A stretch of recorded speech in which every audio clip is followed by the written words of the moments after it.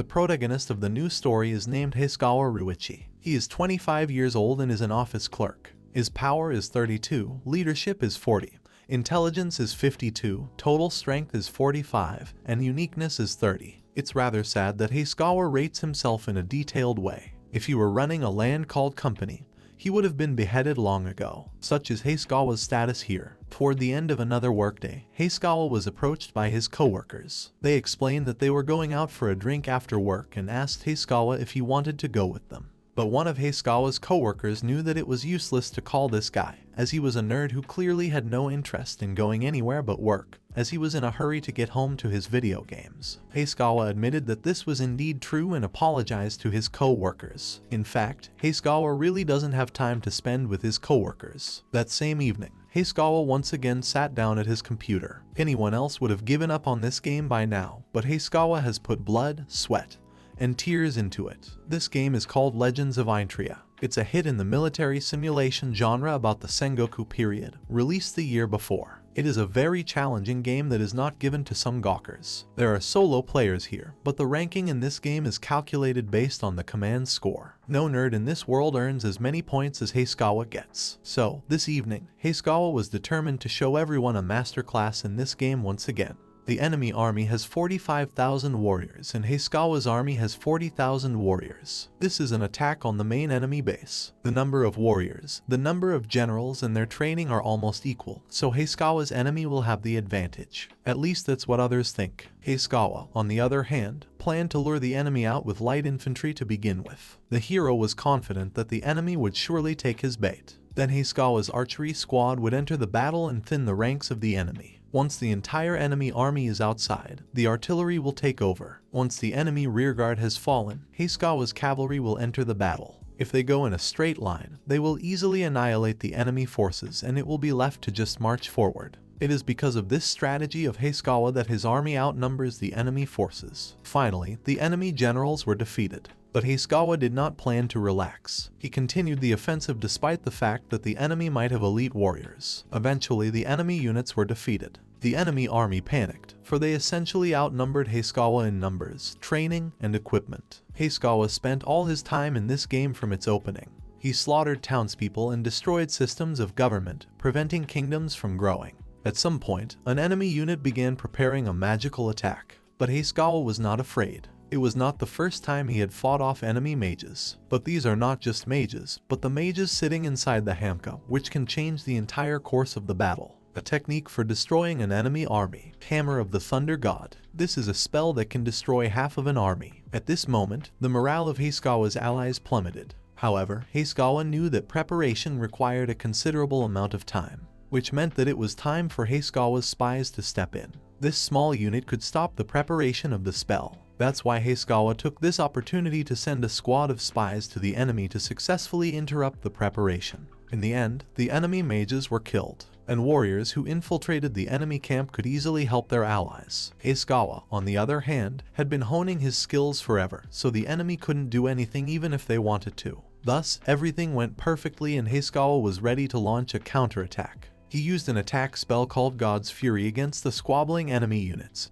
For without defense spells, the enemy's walls were nothing more than ordinary pebbles. The enemies were confused and frightened by such an attack by Hisakawa. They began to quickly scatter. When the enemy walls were destroyed, Hisakawa ordered his soldiers to attack. He also planned not to waste time on the enemy soldiers, but to move forward while they fought each other. All because Hisakawa's target was the king whom he managed to pin down. Finally, the ruler of the enemy was killed. All the lands of the mainland were united. Hisakawa won and thus reached the 99th rank. The entire mainland was now Hisakawa's property. Suddenly, Hisakawa realized that his ranking was first in the entire world. Thus, the hero is the strongest in the whole world. Hisakawa couldn't even believe that he was invincible in the world of Low. The hero realized that he could defeat anyone no matter how weak his army was. All of Hisakawa's parameters are at the 100th level, as if he was a cheater. The young man realized that he could now do whatever he wanted in this world. Suddenly, an interesting message appeared on Hisakawa's monitor. Congratulations on your first place. We appreciate your skills and allow you to challenge. Now Hisakawa can choose whether he wants to challenge. Seeing this message, Hisakawa was dumbfounded.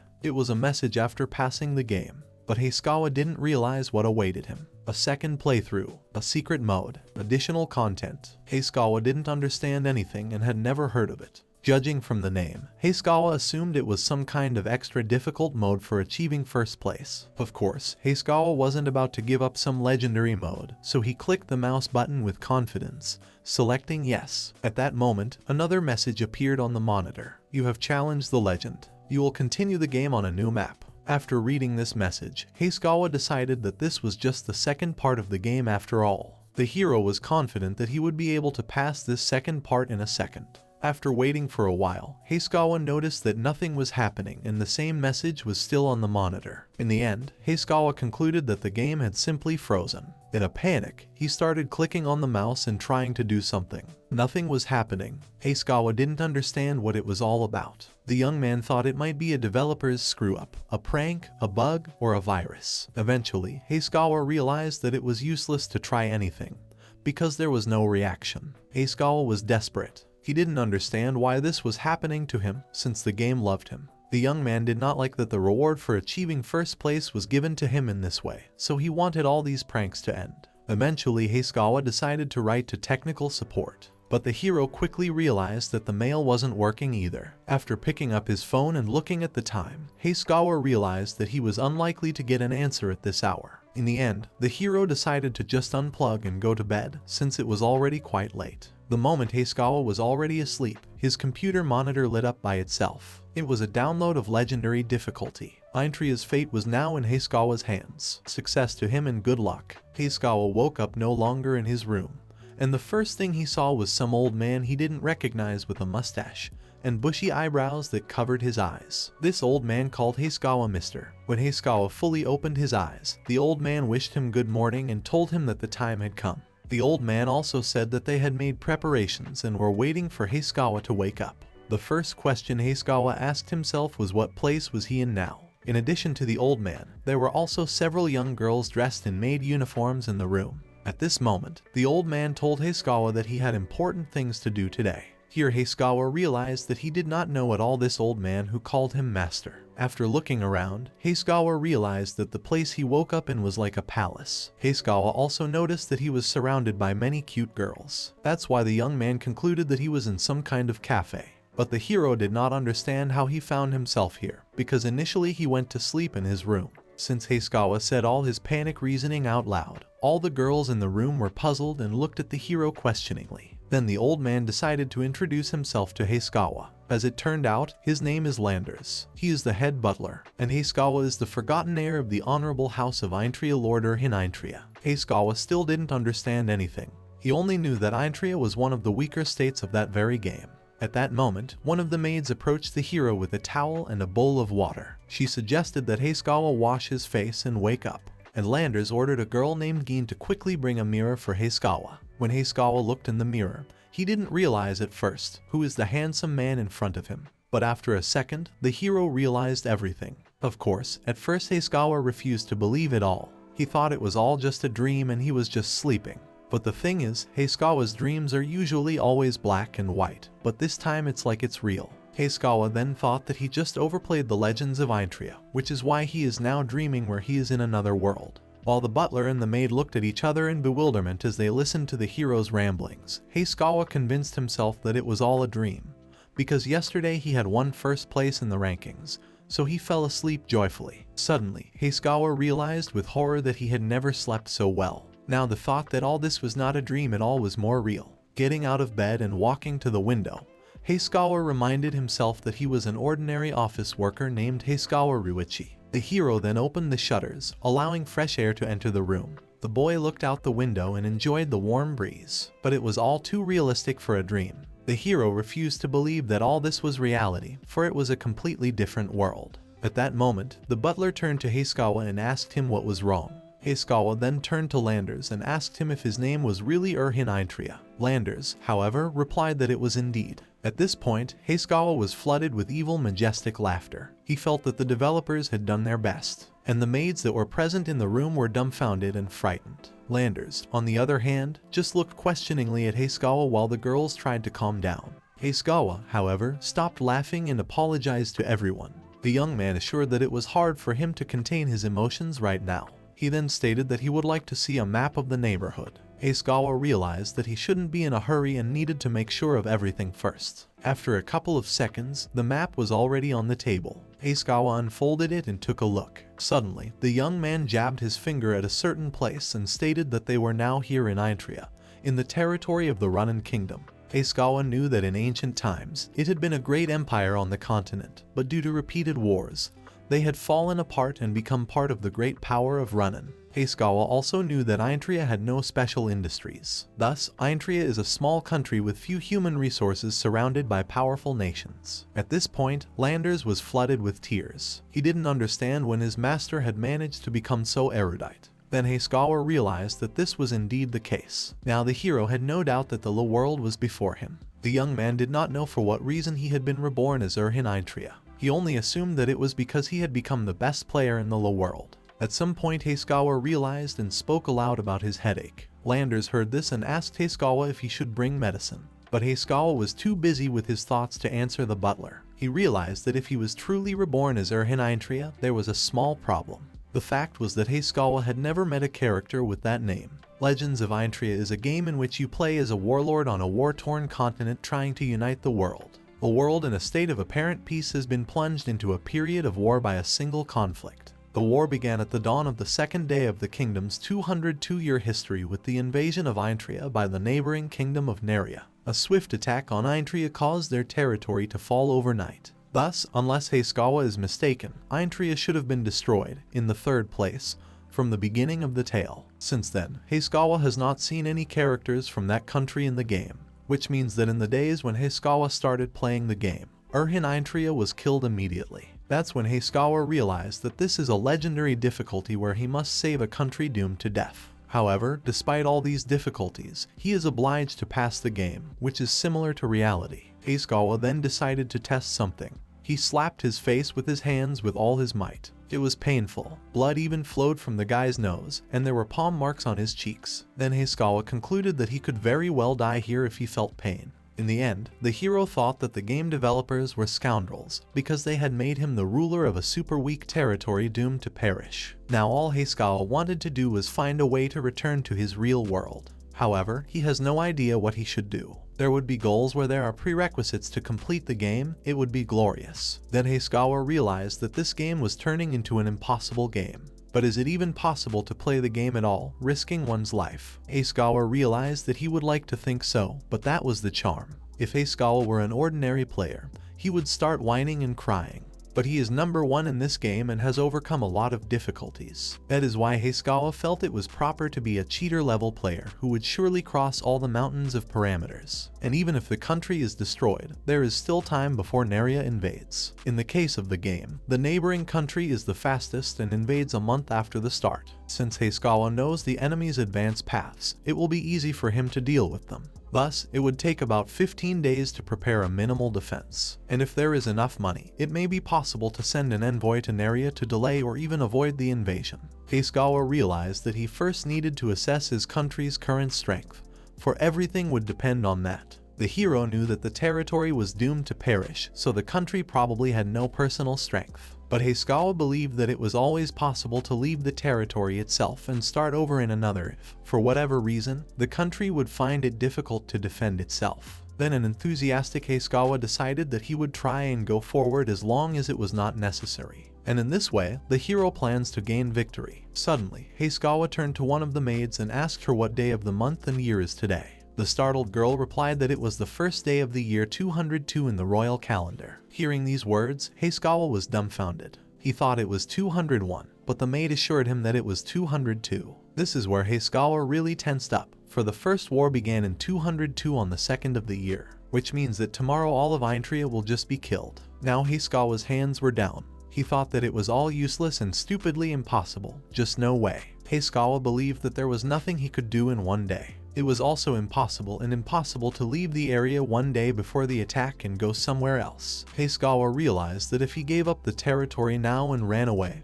he would be caught and executed. So, from the moment Hayakawa became a lord, 15 minutes had passed. and that's the end of it. The hero is at an impasse, but something about this situation still made Hisakawa laugh. It was probably just a mad, desperate cry. So, 202 on the 2nd of Intria was exterminated. This means that tomorrow, by game standards, Hisakawa will definitely die. In any case, escaping to another state is not an option. That's why Hisakawa was now trying to collect himself and think. After all, he was ranked first in the world rankings in Legend of Intria. Therefore, the hero felt obliged to think of something. At this moment, one of the maids noticed that their master was much angrier today than usual, and Landers thought that it was common for the master to be so rude. The butler thought it was different today. Then the maid assumed that something had happened to Hisakawa. Meanwhile, Hisakawa was rolling around in his chair and grabbing his head to think of some way out of the situation. Once again going to the map, Hisakawa reminded himself that he had to do everything in one day. Evaluate the troops, strategize. But could it all be done in one day? In the end, Hisakawa decided that he was just a fool and had overestimated himself. For now he had no idea how he could win. In the end, the hero concluded that it was simply an impossibly difficult task. Hisakawa has entered a world that seems to be a complete copy of the world of Legend of Intria. Thus, if you think about it, this is what the hero wanted so much. Suddenly, Hisakawa wondered if the map of Legend of Intria in front of him was complete. After all, if this world is a complete copy that reproduces everything in detail exactly, then there must be a system here. Then Hisakawa decided that there was indeed a system here. When the young man just thought of this system, it immediately appeared, which surprised him quite a bit. After looking at it, Hisakawa realized that it was an exact copy of the status from the Legend of Intria. Hisakawa didn't even know it worked, but he was overjoyed and delighted as if he were a child. At this point, Landers turned to Hisakawa and asked him what he was doing. Butler assumed that Hisakawa just had a cold. At this point, Hisakawa realized that no one else could see the status but him. He assured that he was perfectly fine and asked not to worry. Hisakawa thought it was logical that Landers got worried, since he's basically a hero just staring into the void. In any case, Hisakawa just doesn't have time and now he doesn't care. So, Ryoushu Hisakawa, that is, in Intria. Age 25, from the state of Intria. Armament is 58, and command, intelligence, and internal politics will be clear when taking action. Thus, everything is as in the game, and Hisakawa's popularity is equal to 10. Realizing this, Hisakawa was not just disappointed but depressed. From surprise, the young man covered his mouth with his hand. He thought that something might be mixed up, since this was the first time he had seen such a low rating.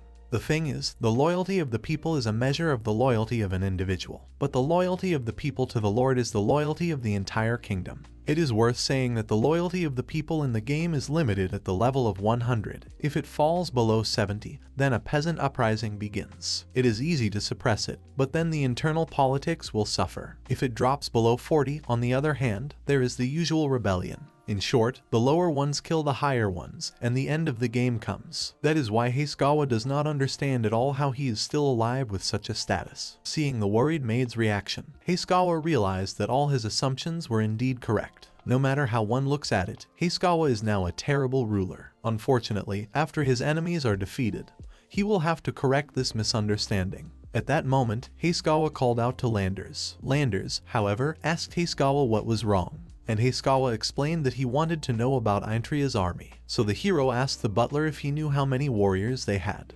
Landers apologized to Hisakawa and explained that he doesn't know that, because he is not an expert in this field if it comes to numbers. In that case, Hisakawa decided to appeal to the commander of the troops. That is why he ordered Landers to gather all the commanders here, uniting the warriors and their subordinates. Then Landers asked the young man if he really wanted all of them to come right here, and Hisakawa only asked the butler to handle the task in an hour. The hero wanted to personally see live and make sure. Then Landers asked Hisakawa what he was up to. Hisakawa explained that Inria was coming to the country, so he was preparing himself. Suddenly, Hisakawa remembered the prologue. Inria's main forces will come from the west, and then Intria would be paralyzed. The kingdom of Runin, not wanting to lose its territories in one day, sends reinforcements with all its might. And so the Runin reinforcements were nailed to Intria. The army of the kingdom of Inria begins to advance its main forces in the northern part of the border, and the royal capital of Runin is near the northern border. They allow the main force of Inria to surround the royal capital. The fall of the capital of Runin was barely prevented. After this battle, a war broke out in the neighboring countries, which turned into a big battle. But Hisakawa will not let anyone defeat him so easily. Inria's army does not take him to account, who is fully aware of the invasion strategy. Therefore, Hisakawa believed that he had a great superiority. Thus, the hero only needs to utilize this superiority to the fullest, make a surprise attack with all his might, and smash the enemy's front ranks. So, the first force to hit Intria, Hisakawa knew that if everything went smoothly, it was possible to defeat them in just a day. The main thing was to destroy their attack in one blow. The rest would depend on Intria's strength. Hisakawa felt that he should be able to fight until there was a sufficient difference in strength, for he had a system. Now the hero begins to like everything that is happening, for things are getting better and even more interesting. At that moment, a worried Landers burst into the room. He wanted to tell everything about the commanders that Hisakawa had told him to call the other day. Here Hisakawa was already excited and ready to receive the guests, but Landers declared that none of them had come. When Hisakawa realized that no one had come to see him, he was dumbfounded and disappointed at the same time. He didn't realize that he knew that because commanders are obliged to follow their lord's orders. Therefore, Hisakawa concluded that there was something going on inside the game that he didn't understand.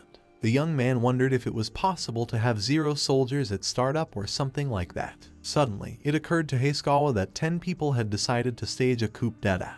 At this point, Landers told Hisakawa that the soldiers hadn't arrived, but a letter had come to the hero. Here Hisakawa abruptly stopped hysterically and looked questioningly at the butler. Taking the letter from Landers' hands, Hisakawa began to read it. "Dear Lord Erhin, we are ready and have prepared everything we need. Although it is still early, we ask you to come to the barracks. You are sure to be pleased. Your loyal subordinate, General Gordon Park." Reading this letter, Hisakawa realized that it translated automatically, but the young man did not understand what the soldiers were prepared for. At some point, Hisakawa thought that there was some talented guy on his side who knew about Naruya's success. And if that's the case, that's a big deal for Intriatsnev. Immediately after the reading, Hisakawa told the butler that they were going to the barracks. A short while later, Hisakawa was already rushing in a carriage straight to the barracks. Landers was the coachman. Landers was very concerned about his master's behavior. After all, ever since Hisakawa got up in the morning, he has been acting strangely. Even now, he's thinking about something while looking at the map.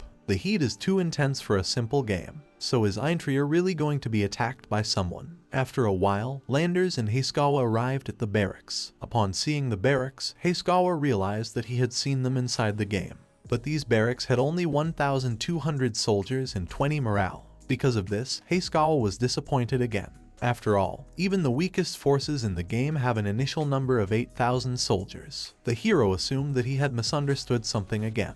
That's why he asked Landers if that was the entire army. Eventually, Hisakawa realized that it only makes him laugh madly. He realized that with 12 soldiers, the country would be destroyed in one fell swoop. And 20 morale could not be worse. Hisakawa did not understand why the soldiers were not training now. After all, it was peacetime. Thinking briefly, the young man realized that if the soldiers were to train, they would be tired after a minute at most. Now Hisakawa could only hope that someone would tell him that he was crazy. At that moment, a certain kid came out of the barracks. It was Gordon Park, the same one who wrote the letter to Hisakawa. He is 38 years old. Popularity is 10, discipline 17, power 33. Looking at his status, Hisakawa realized that he was just another low-status guy. It was then that the hero realized that his country had a severe shortage of human resources. Suddenly, in Gordon's status, Hisakawa noticed a line that said Gordon was a general. What he saw made Hisakawa's eyes pop up to his forehead. The young man didn't understand who could make Gordon a general with such characteristics. Meanwhile, Gordon said that he was looking forward to Hisakawa, whereupon Gordon reintroduced himself and said that he was the one whom Hisakawa, that is, Erhin, had appointed as his excellency.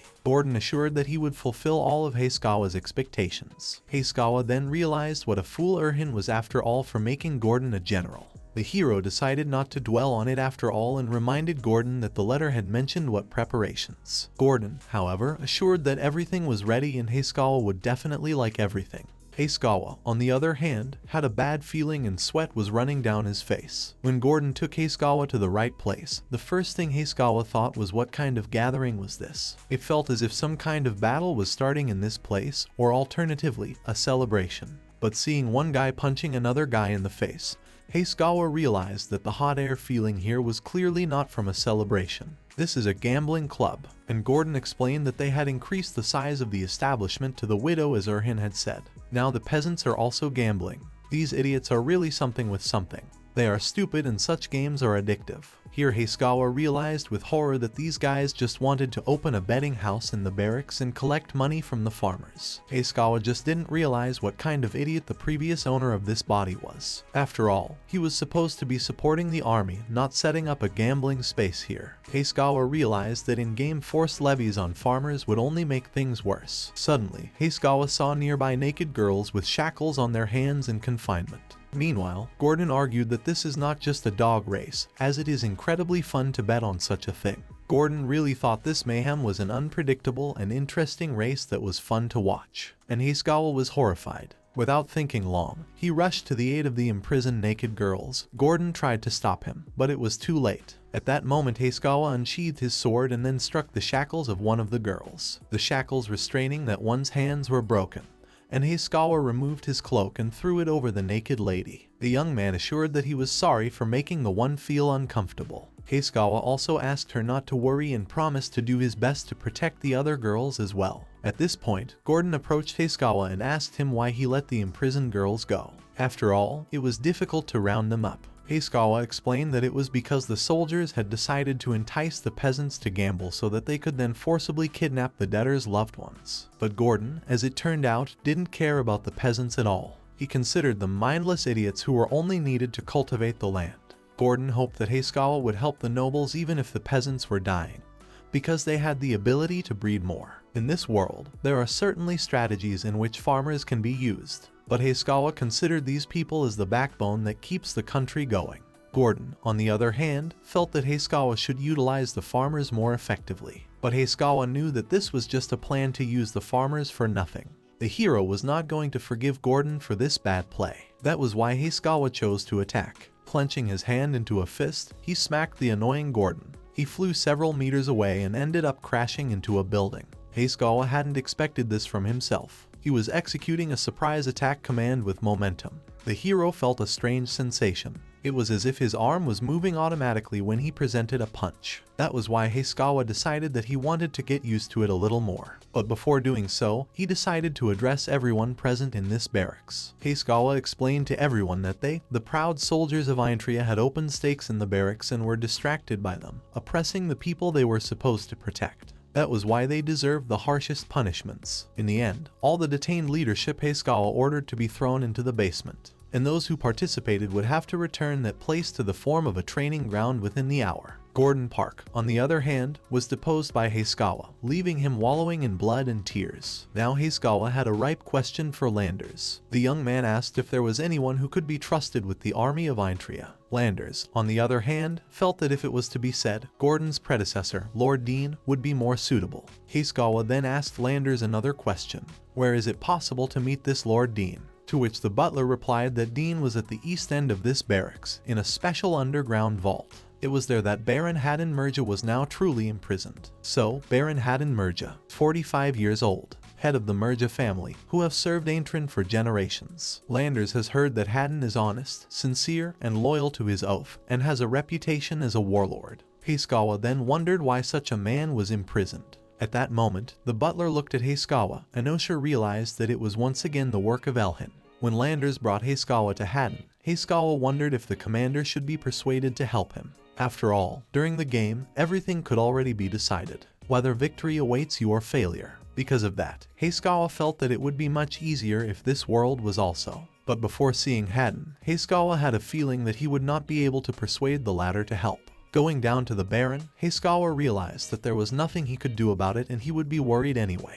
When Hayskawa looked at Haden and saw his characterization, he was quite amazed. Haden's popularity is 75, internal control is 42, intelligence 57, strength 60, and command 70. In the end, Hayskawa concluded that Kadim looks pretty decent, especially when comparing him to Gordon. Also, Haden doesn't have outstanding status, but he still looks pretty impressive. With a command value of 70, Haden can run a frontier army. Thus, it's a human resource that definitely needs to be kept under control. At this moment, Kadir asked Hayskawa why the latter had traveled such a long way to come here. Haden thought that Hayskawa had just come to laugh at him because he was a captive. That was why Haden concluded that Hayskawa had too much free time. Then Hayskawa realized that this reaction must be the most genuine and natural reaction. After all, if the president of the company had come to Heisugawa and announced his dismissal, he would have behaved in exactly the same way. That is why Heisugawa concluded that people like Haden could never be helped if one did not reach out to them first. Even in this situation, Haden's popularity number is 75. If he was caught, the value would already be in the neighborhood of 100. Heisugawa realized that a warlord like Haden cared about money or position, so entreaties for that would often have a negative result. That is why Heisugawa decided really differently. He showed Haden the map and directly asked how Naruya would attack Intria. Haden was dumbfounded upon hearing such a question. He thought that Heisugawa thought that he was somehow related to the neighboring countries. But Heisugawa claimed that whether Haden was a spy or not was not important at all. All Heisugawa wanted to hear was Haden's opinion as a commander. So, Haden believed that if Naruya were to advance through Intria territory, they could only take the one road that connected all the mountain highways. However, the road is narrow and not suitable for the movement of a large army. Haden believed that it would cause problems for the opponents, even more so if the Intrians set up defenses. If Haden was the commander, he would divide them into a small division of thousands of units and move through the mountains. That way the Intrians could destroy all the barracks and bases, and if Intria could hold the military base after that, he could pin down the opponents or just trample them as they pleased. Heisugawa understood everything, for that was the idea, but he felt that it was completely useless except if moving along the highway, which means that Intria can't fall in one day. Heisugawa was confident that the enemies were heading straight ahead and traveling straight down the highway. Heisugawa believed that dealing with different soldiers was a waste of time, and the goal of the enemies is to aggressively attack Intria and draw force from central Renan. At that time, Naruya's main body should invade directly into the enemy's capital. Thus, they are prepared to do this with central Renana and believe they can rip Intriana from the route by the time reinforcements arrive. And they can do it if they hold their fortress. Heisugawa claimed that Intriana is only a decoy, and Naruya's invasion of Renan begins as early as tomorrow. Haden was dumbfounded by such a concert. He also found it hard to believe that Naruya would attack, and Heisugawa assured that war always starts when it is hard to believe. Heisugawa argued that Haden might not listen to him now, but he had only two choices. So, either Haden listens to the screams of a burning country from his dark cell, or he will return as general of his army to repel all who would encroach on Intria's territory. Then Haden hesitated for a moment. He knew that Elhin had always said he was crazy, but the war between Renan and Naruya was considered overkill by Haden. He found it hard to believe that Intria would fall in one day. Haden couldn't believe that Heisugawa was actually manipulating those he himself had fired. Haden has pride, but the fact is that for whatever reason he just can't say no to Heisugawa. At this point Heisugawa stated that he was going back and he saw no point in being here anymore. Haden tried to stop Heisugawa, for he had not yet given an answer, but Heisugawa claimed that he already knew the answer. Leaving, Heisugawa ordered the army to gather near the west gate as everyone was ready. When Heisugawa went outside, however, he exhaled with relief. He had never worked as a recruiter and doesn't know how excited he was to be able to negotiate. But above all, Heisugawa thought that everything had been a success. Heisugawa realized that Intria was still helpless, but he was going to change that by taking one step at a time. Heisugawa believed that his strategy would at least work if there was also another person to trust, such as Haden. That was why it was now getting even more interesting for Heisugawa. At this moment, there was a training session in the barracks. One crazy guy, having fallen his next victim, was ready to sweep someone else off his feet. The tired soldier asked his captain named Bent to stop and not do it again, for they were training day after day, while others were mostly resting and some going to gambling houses. But Bent argued that no team was doing such a thing. Therefore, he simply saw no reason to stop training. With these words, the captain grabbed the soldier by the head and lifted him into the air. Bent argued that they were soldiers, and if there was a war, they should fight for their nation. And if the soldiers train, they can win. In other words, the chances of victory would increase. At this point, one of the soldiers remarked that the sake they drink after practicing is especially delicious. And Bent smiled and asked this fellow soldier not to speak ahead of him, whereupon Bent ordered the soldiers to attack him again. At this moment, someone's displeased voice was heard. "Stop it, you idiot." It was Lieutenant Jane. This man is always busy with paperwork, so the soldiers were surprised to realize what a long way the lieutenant had traveled to get here. Jane, however, only ordered all units to assemble as soon as possible. Bent was a little embarrassed that a commander who was only busy collecting money from the people would give such an order, to which Jane replied that Gordon had been dismissed. and by order of Elhen, his predecessor, Baron Haden, was reinstated to his position. Such news shocked all the soldiers, including Bent. Realizing that the unscrupulous lord had restored Baron Haden, Bent turned to his soldiers and asked them if they had heard anything about it. At this point, Jane interrupted the commander and ordered all the soldiers to shut up. Whereupon the lieutenant advised the soldiers to move, and if they hesitated even a little, their heads would fly off their shoulders. With these words, Jane raced off to the next barracks to relay the message to the others. Looking at the running lieutenant, Vernet admitted that he didn't understand much about it, but things were getting interesting. At this time, Heskawa was in Intria Castle, in front of the western gate. He was fighting another soldier who was in his army. The soldier was easily defeated, and Heskawa didn't have a scratch on him. That was when Heskawa realized how he should attack in this world. When he activates an attack, his body moves the way he wants, strike after strike. Thus, this is the only playful movement that Heskawa can wish for. At this moment, the commander volunteered to fight Heskawa next. He immediately declared that he was the strongest commander in Intria, and even a lord wouldn't be able to match him. But after a couple of seconds, that commander was defeated at the hands of Heskawa. The other soldiers didn't even have time to blink an eye, and Heskawa himself was already ready to start a fight with his next opponent. Tomorrow at 12 o'clock, in the early morning, the attack on Naruya will take place. Thus, Intria has less than 20 hours left. In that time, Heskawa needs to find someone he can promote Dr. Unit Commander. There were many commanders, but all of them did not fit the characteristics. Then Heskawa realized that he was clearly understaffed. But was there anyone here who could lead the ranks? Heskawa supposed that he was overthinking it. But after all, a lot depends on who will be the commander. Thus, if the commander is weak, then the damage received from the enemies will also be stronger, and from Intria's side will be negligible at all. That is why it can be safely said that it is the commander who determines the strength. But Heskawa didn't know for sure yet whether he could hope that there was someone here who would be like Haden with his 70. At the very least, Heskawa needs 60, 80, 50 units. Despite the whole situation, Heskawa believed that he could still find someone. But it's hard to see anything in this case. After all, the Einton army has a total of 52 men. In any case, Heskawa thought it was good news that he had managed to gather 52 men. After all, at first he had only 1,200 men, but thanks to Haden's appointment, it was possible to increase the numbers. Heskawa realized that he had to come up with something. That's why, without thinking long, he shouted at the top of his voice to the crowd of soldiers. Was there anyone else here who wished to oppose him? In order to provoke the soldiers, Heskawa even said that the Eintran soldiers were all cowards. The hero claimed that all of them were not even fit to defend their families. Here the soldiers whispered.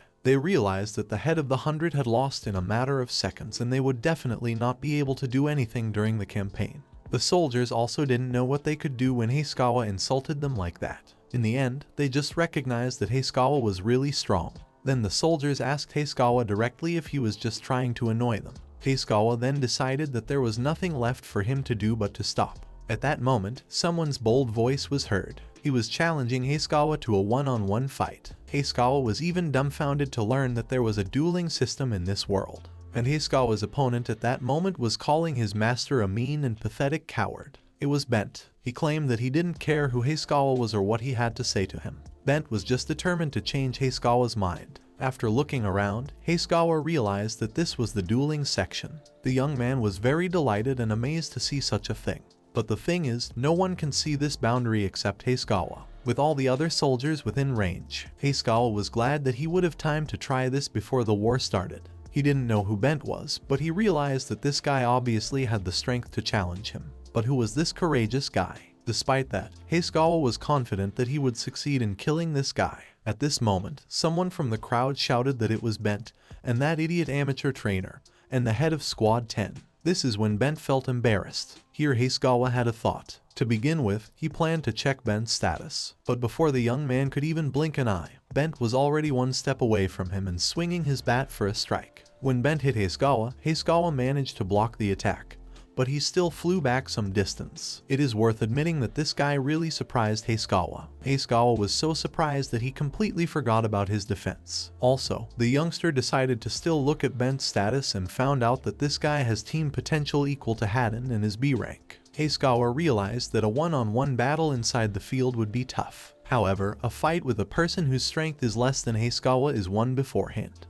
However, no matter how high Bent's command parameter is, the success of the battle is determined by the strength parameter. Thus, 58 units of Hisakawa are now fighting 49 units of Bent. One would think that this is an insignificant difference, but in fact, it is a huge difference. That's why when Bent attacked Hisakawa again, the young man was able to do more than just stop his opponent's attack. Hisakawa simply broke Bent's bat into 2 pieces. Bent, of course, was dumbfounded by this turn of events, and Hisakawa at that moment started swinging his sword around Bent, but without hitting him. Bent was so shocked that he thought he was dead. But when Hisakawa finished swinging his sword, Bent realized that he was still alive, even though he was sure that Hisakawa had killed him. Hisakawa in turn called Bent an idiot. The young man argued that it made no sense to kill an excellent commander the day before the war, and if Bent wants to die so badly, let him die tomorrow in battle, leading his men. Bent was dumbfounded. He had not expected this from Hisakawa at all. The big man assumed that Hisakawa just needed to call him a coward.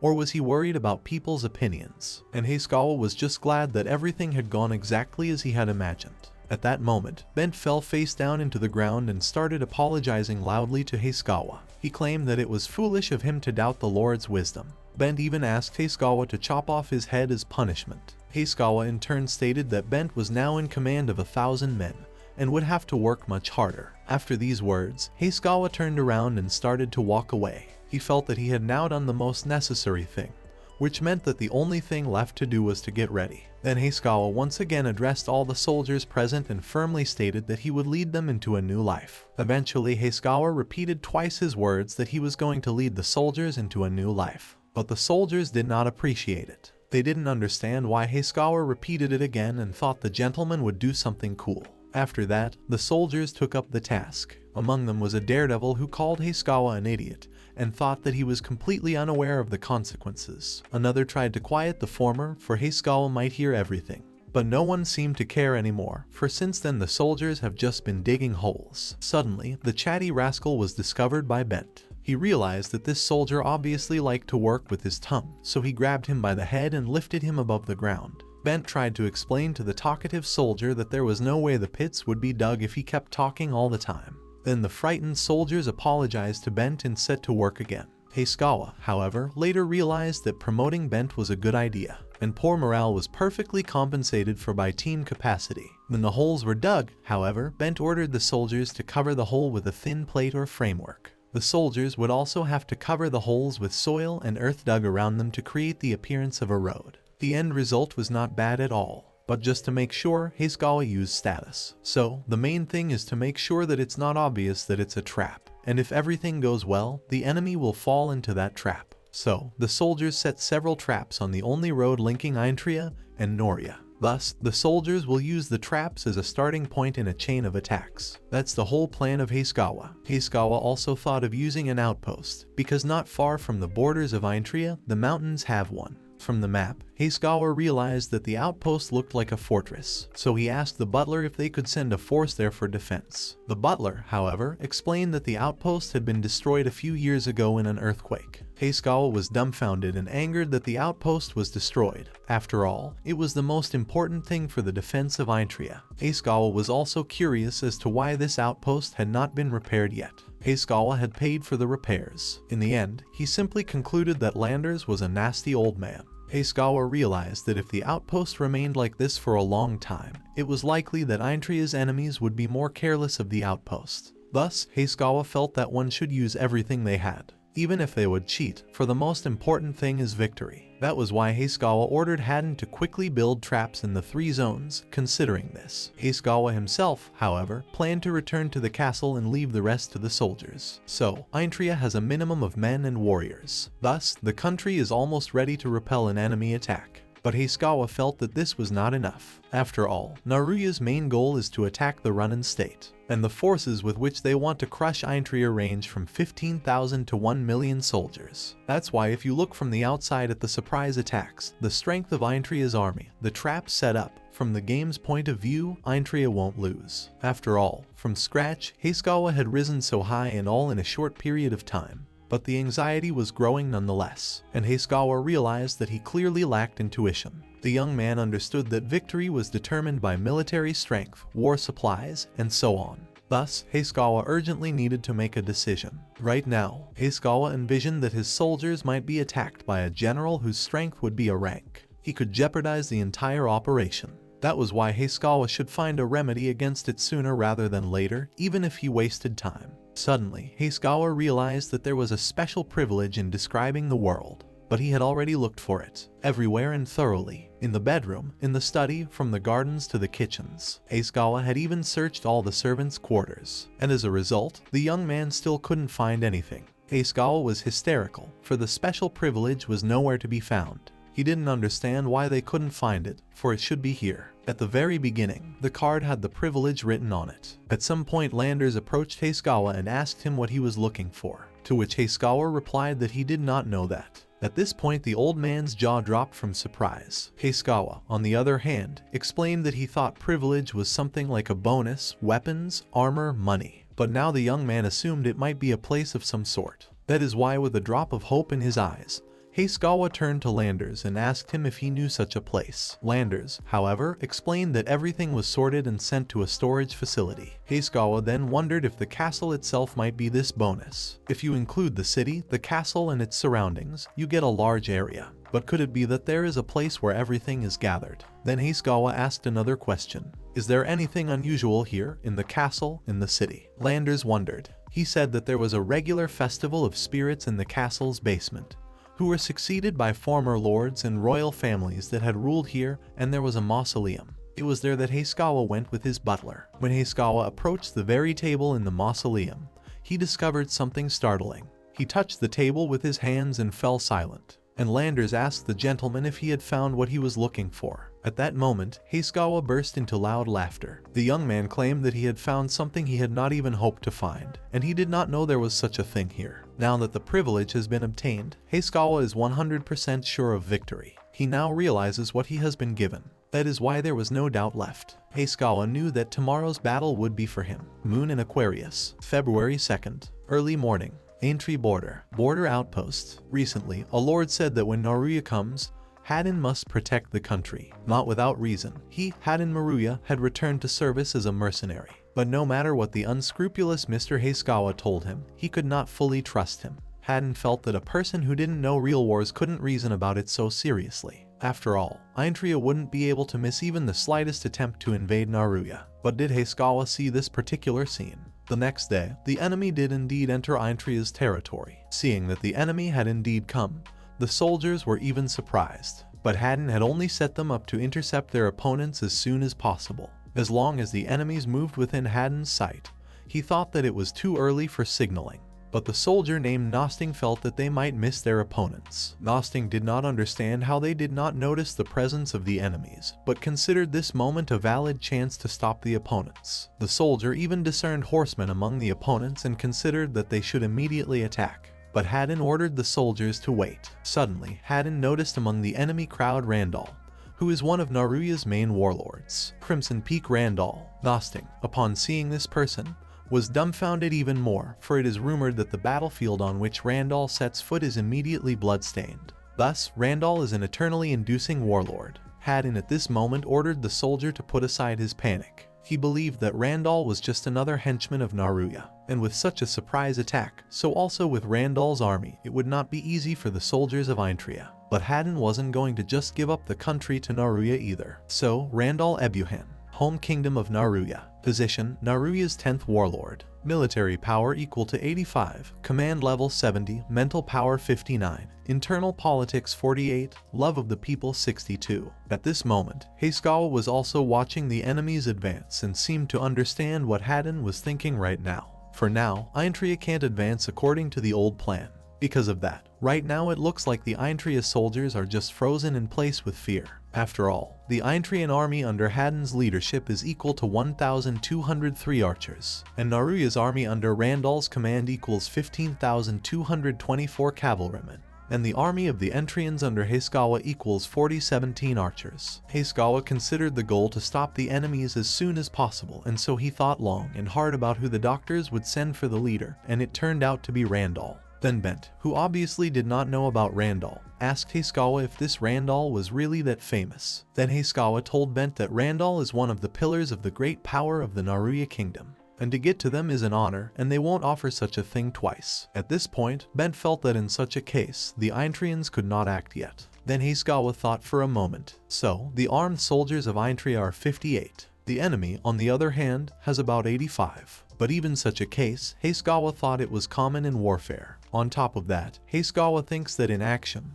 the enemies would also be professionals. Thus, if Hisakawa could get close to Randall, he would most likely be left without a head on his shoulders. At this point, Bent, with trembling hands and a frightened face, declared that Hisakawa could count on his life if it would help him keep his own. But Hisakawa only advised Bent not to ask for death himself. Hisakawa then turned to his soldiers and asked them not to worry, for even though General Randall himself is against Intria, Hisakawa is confident that this battle will be won 100% by the Intrians. At this point, Randall's soldiers were less amused. They believed that Intria didn't know about their march and thought about the fact that it was even sad. They also noticed that Intria had abandoned the outpost, and Randall at this point admitted that he had hoped to meet anyone here, even though he knew from rumors that everyone had fled. At this point, a Randall soldier named Gathan stated that Intria was a mediocre country. Gathan did not understand what the ruler had forgotten in Intria, for so far he had seen nothing good here. But Randall, on the other hand, assured him that this was not true, for their leader had big plans for Intria. Randall tried to explain to the bad Gethin that the lord here was not after only girls and wine.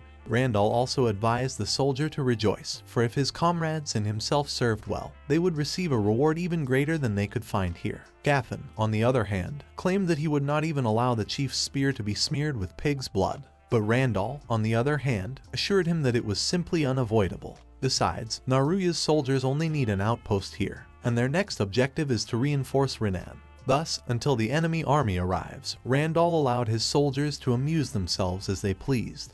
But if the army comes across the Intrians sooner, they will be pushed back sooner. After all, the sooner the better. This is why Randall allowed his soldiers to kill, pillage, rape, and kill again, for he believed that Naruya had enough time to wipe out the Intrians. Naruya's soldiers supported their warlord and began cheering and praising Randall. So, Intria was marching tightly. Most likely the opponents could spot them, perhaps even make a small ambush. Lack of vigilance had played a cruel trick on Hisakawa last time, and maybe he would regret it now. But Hisakawa was determined to activate all the traps the Intrians had prepared under his leadership. Giving the command, Hisakawa allowed his soldiers to activate the traps for the enemy. At one time, half of Naruya's troops fell into the pits that the Intrians had dug the day before. To finish off enemy soldiers, Intrian archers stuck arrows into them while they were motionless in the pit. Randall, who was in the rear, did not realize what had happened up ahead when his soldiers abruptly disappeared from sight. He was told, however, that the main body had been ambushed. Gathan, being next to Randall, also didn't understand how the Intrians could make a trap in such an open place. Suddenly, Randall noticed some kind of signal from above. He wanted to warn Gathan about it, but it was too late. At the same second, several Intrian arrows were landed at Gathan, which immediately defeated him. When Gathan was successfully defeated, Hisakawa ordered his troops to retreat. Bent was puzzled to hear such an order from his lord. It seemed to him that they should strike the enemy now, for those in confusion. But Hisakawa asked Bent not to underestimate his enemies. Thus, by playing by Hisakawa's rules, the opponents were caught in a trap, damaging them and giving them the opportunity to make a full-scale retreat. But by this time, while Hisakawa and his troops reach the enemy, those will have adapted to the situation. That is why Hisakawa declared that he and his troops would go on no matter what. Now everyone had a new question. Would Haden's command be able to attack? Bent, for example, did not think that Haden's command would decide to retreat. But Hisakawa saw that Haden's troops had only recently assembled the lineup and the morale was not strong enough yet. That is why it is impossible for Haden to ignore this situation. Then Bent concluded that Haden would give the order to retreat after all. At this point, Hisakawa stated that he and Bent had one more thing to do. The fact was that Hisakawa wanted to meet with Haden. Bent was immediately wary upon hearing the words about some business of Hisakawa, and Hisakawa only suggested that Bent just catch a big fish. Hisakawa planned to attack the enemy from the side, because that way they wouldn't be noticed. Hisakawa was sure that this attack would make the opponent frustrated with the strategy, and leave Intria with nothing. In this way, Hisakawa planned to make the great warlord Randall lose his cool. But there was one problem.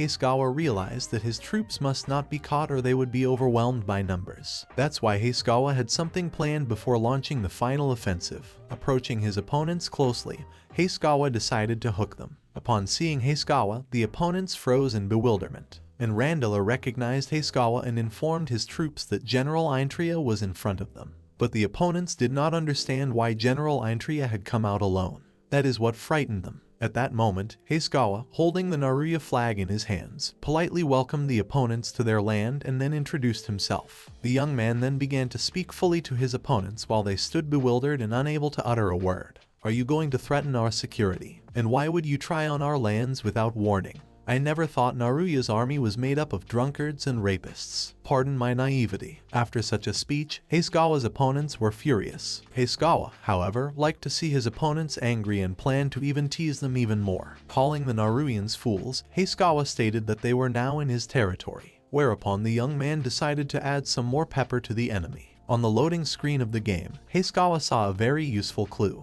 It consists in the fact that the kingdom of Naruya considers the birds depicted on its coat of arms a sacred animal, and forbids the consumption of them for food. It is said that long ago, during the time of King Dessler, these birds were eaten during the Great Famine. Since then, it is believed that only the shameless may eat the bird. And if you want to bring misfortune to Naruya, you need only mock this poor bird. That's why Hasegawa planned to use all the trump cards to the fullest. Shouting loudly, Hasegawa called the Naruyans cowardly fools tarantulas, and then declared that they would not be able to go home alive and unharmed. After this statement, the Naruya troops became blacker than a cloud. They were so enraged that they assured Hasegawa that he was the one who would not be able to return to his mommy alive. Without thinking long, the Narui rushed to the attack, and Hasegawa began his retreat. Hasegawa was glad that the opponents went on the attack, for it was part of his little plan. As Naruya's troops tried to catch up with General Intria, Hasegawa turned around and taunted them further. He urged his opponents to go after the bird's head, for it was the easiest thing to do. After a couple minutes, Hasegawa had already led the enemies to the following traps. Hasegawa himself had passed all these traps perfectly since he knew where they were. Now it was time for the enemies to go through all these traps that they didn't know about yet. This was Hasegawa's strategy. Bent, who was watching Hasegawa, was dumbfounded at how the general deftly overcame all the traps. And in Hasegawa's strategy, this minefield would serve well.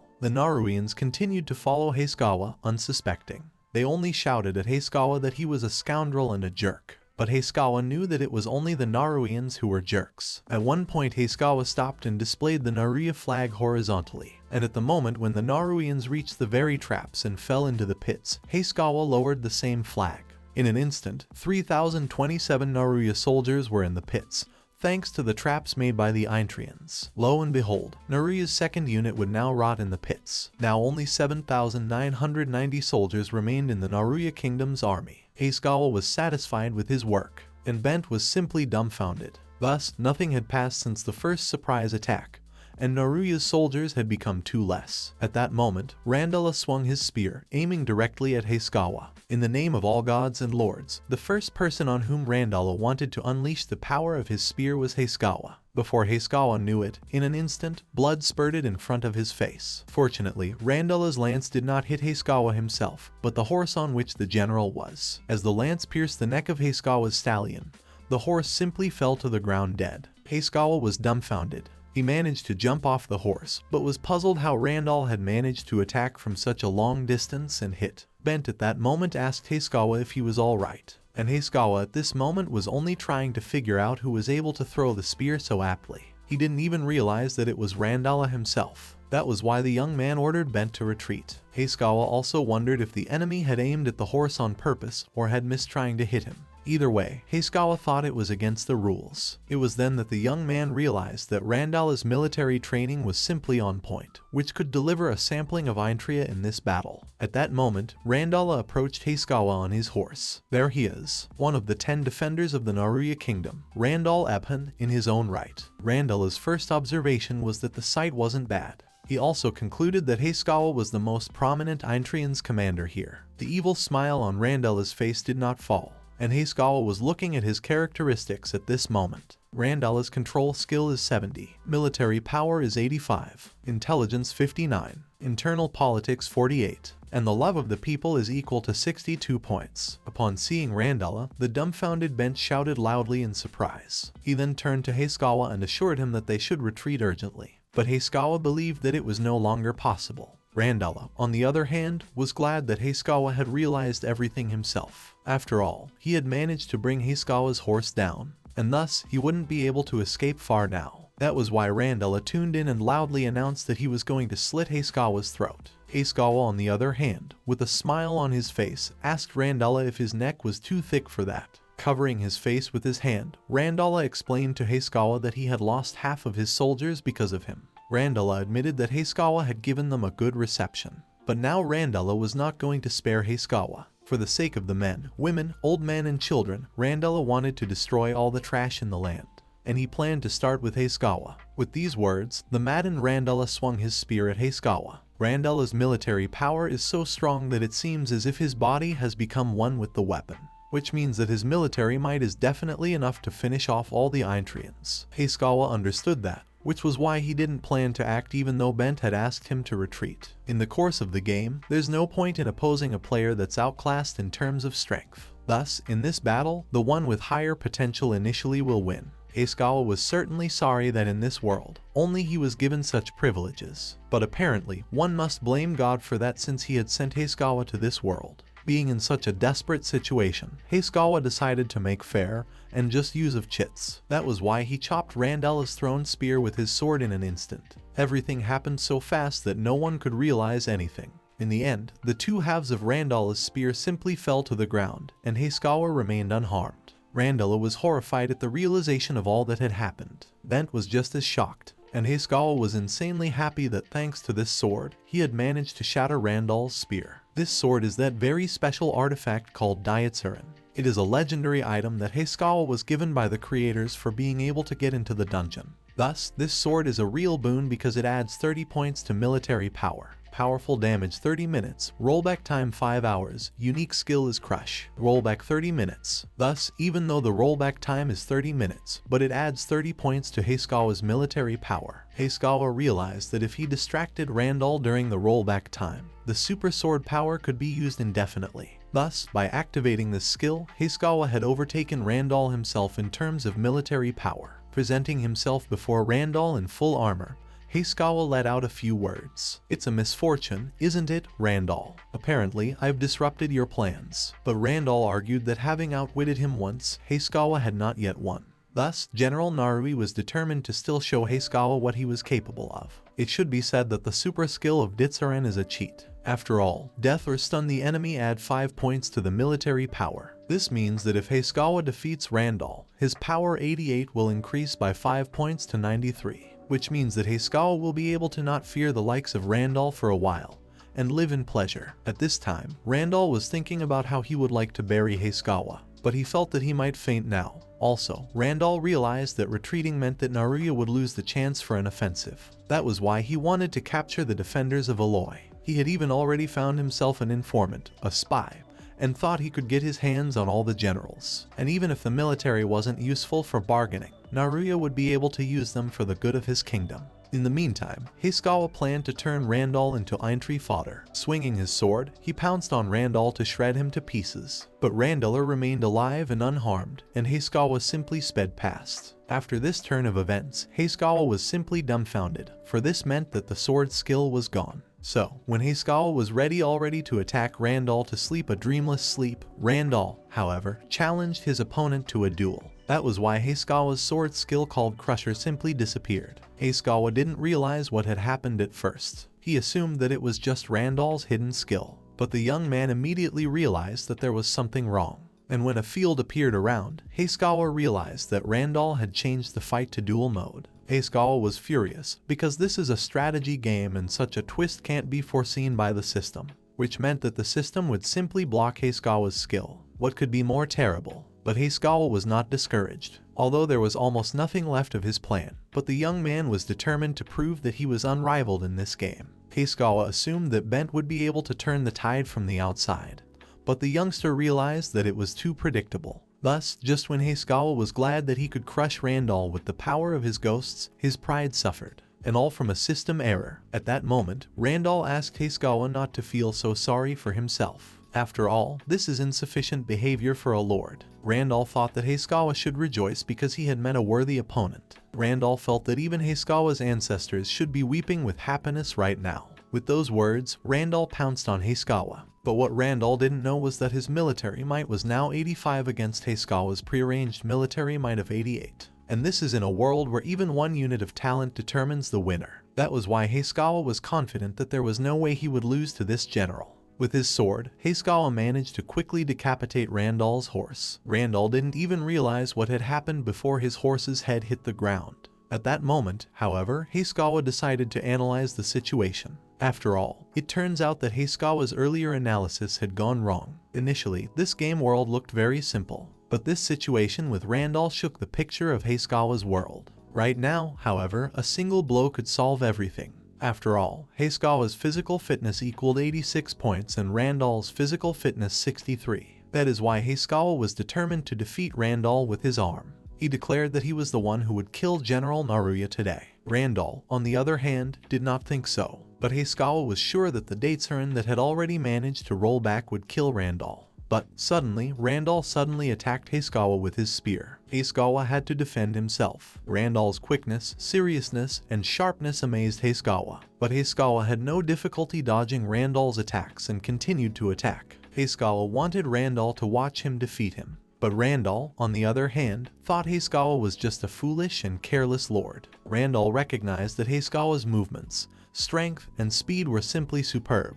and so it was unlucky for the one who became Hasegawa's target. But also Randall knew that he would quickly break Hasegawa. After all, Randall's trump card was the secret strike. Randall's secret strike is to hit the blind spot of a distracted enemy. It is the secret of all Dark Knights. But when Randall tried to pull off his secret kick, Hasegawa simply blocked it. After which Hasegawa looked the astonished Randall in the eyes and said that it wasn't enough. Hasegawa had seen these tricks many times in games, so now for him this opponent's secret kick was too obvious. After blocking Randall's secret strike, Hasegawa attacked him by piercing his chest with his sword. After that, Hasegawa pulled his sword out of Randall's body, finally crushing him. As Randall's lifeless body fell to the ground, the dumbfounded Einthrian soldiers made an eulogizing noise. The numerical value of Einthria's power was higher, which meant it was a foregone conclusion. Rest in peace, Randall. Then Randall understood the feeling when a person dies by your hand. You don't have to say it twice to remember it. After coming to his senses, Hasegawa shouted loudly, addressing his soldiers. He declared that General Randall had now been killed by him, and the remaining Naruya soldiers were still Einthrian enemies. That was why Hasegawa urged his soldiers to defeat all the Naruyans in one fell swoop. The Einthrians rushed to the attack. At this point Hasegawa turned to Haden. Haden, however, believed that without a commander, Naruya's troops would not fight as effectively and the Einthrians could strike the enemy at once. Hasegawa turned to Bent and said that his troops could outflank them, since he had thousands of men at his command. Bent, on the other hand, realized that his goal was to close the enemy's avenues of retreat. That is why everyone got down to business, for today the main goal of the Einthrian soldiers was to return home alive from this mission. And Hasegawa at this moment noticed that quite a large company had gathered. The young man realized that this was no longer a game and here Einthria could no longer just lose. That was why Hasegawa was determined to crush the remaining Naruyans. The hero realized that without the commander's control, Naruya's army risked simply scattering. But Hasegawa didn't plan to just let the villains go. After this duel with Randall, it was as if Hasegawa had been reborn. After a while, the enemy army was destroyed and the war ended with the dawn. Einthria had won this war. The victory brought a lot of experience points, which meant that Hasegawa's skills had reached a new level. After winning the war, there was a big celebration in Einthria. The soldiers were certainly having more fun than the rest. Naked Bent was at the top of his game. No one even believed that Einthria had actually managed to defeat the hulking Naruya, which meant that in this way, the Einthrians were able to stand up for themselves. Hasegawa, on the other hand, was watching the whole thing from his room. So the soldiers feasted. Haden, on the other hand, was busy with the post-war arrangements, and Hasegawa was just enjoying his promotion. So, a level up is only possible if you gain a certain number of points at a time. And that was exactly when Hasegawa was desperate. Because of that, the young man felt that it couldn't be a mere coincidence, all because he was the protagonist of this world who was bound to get pumped. After all, in a normal game, things couldn't go so smoothly. Right now, Hisakawa had a large list of his accomplishments spread out in front of him.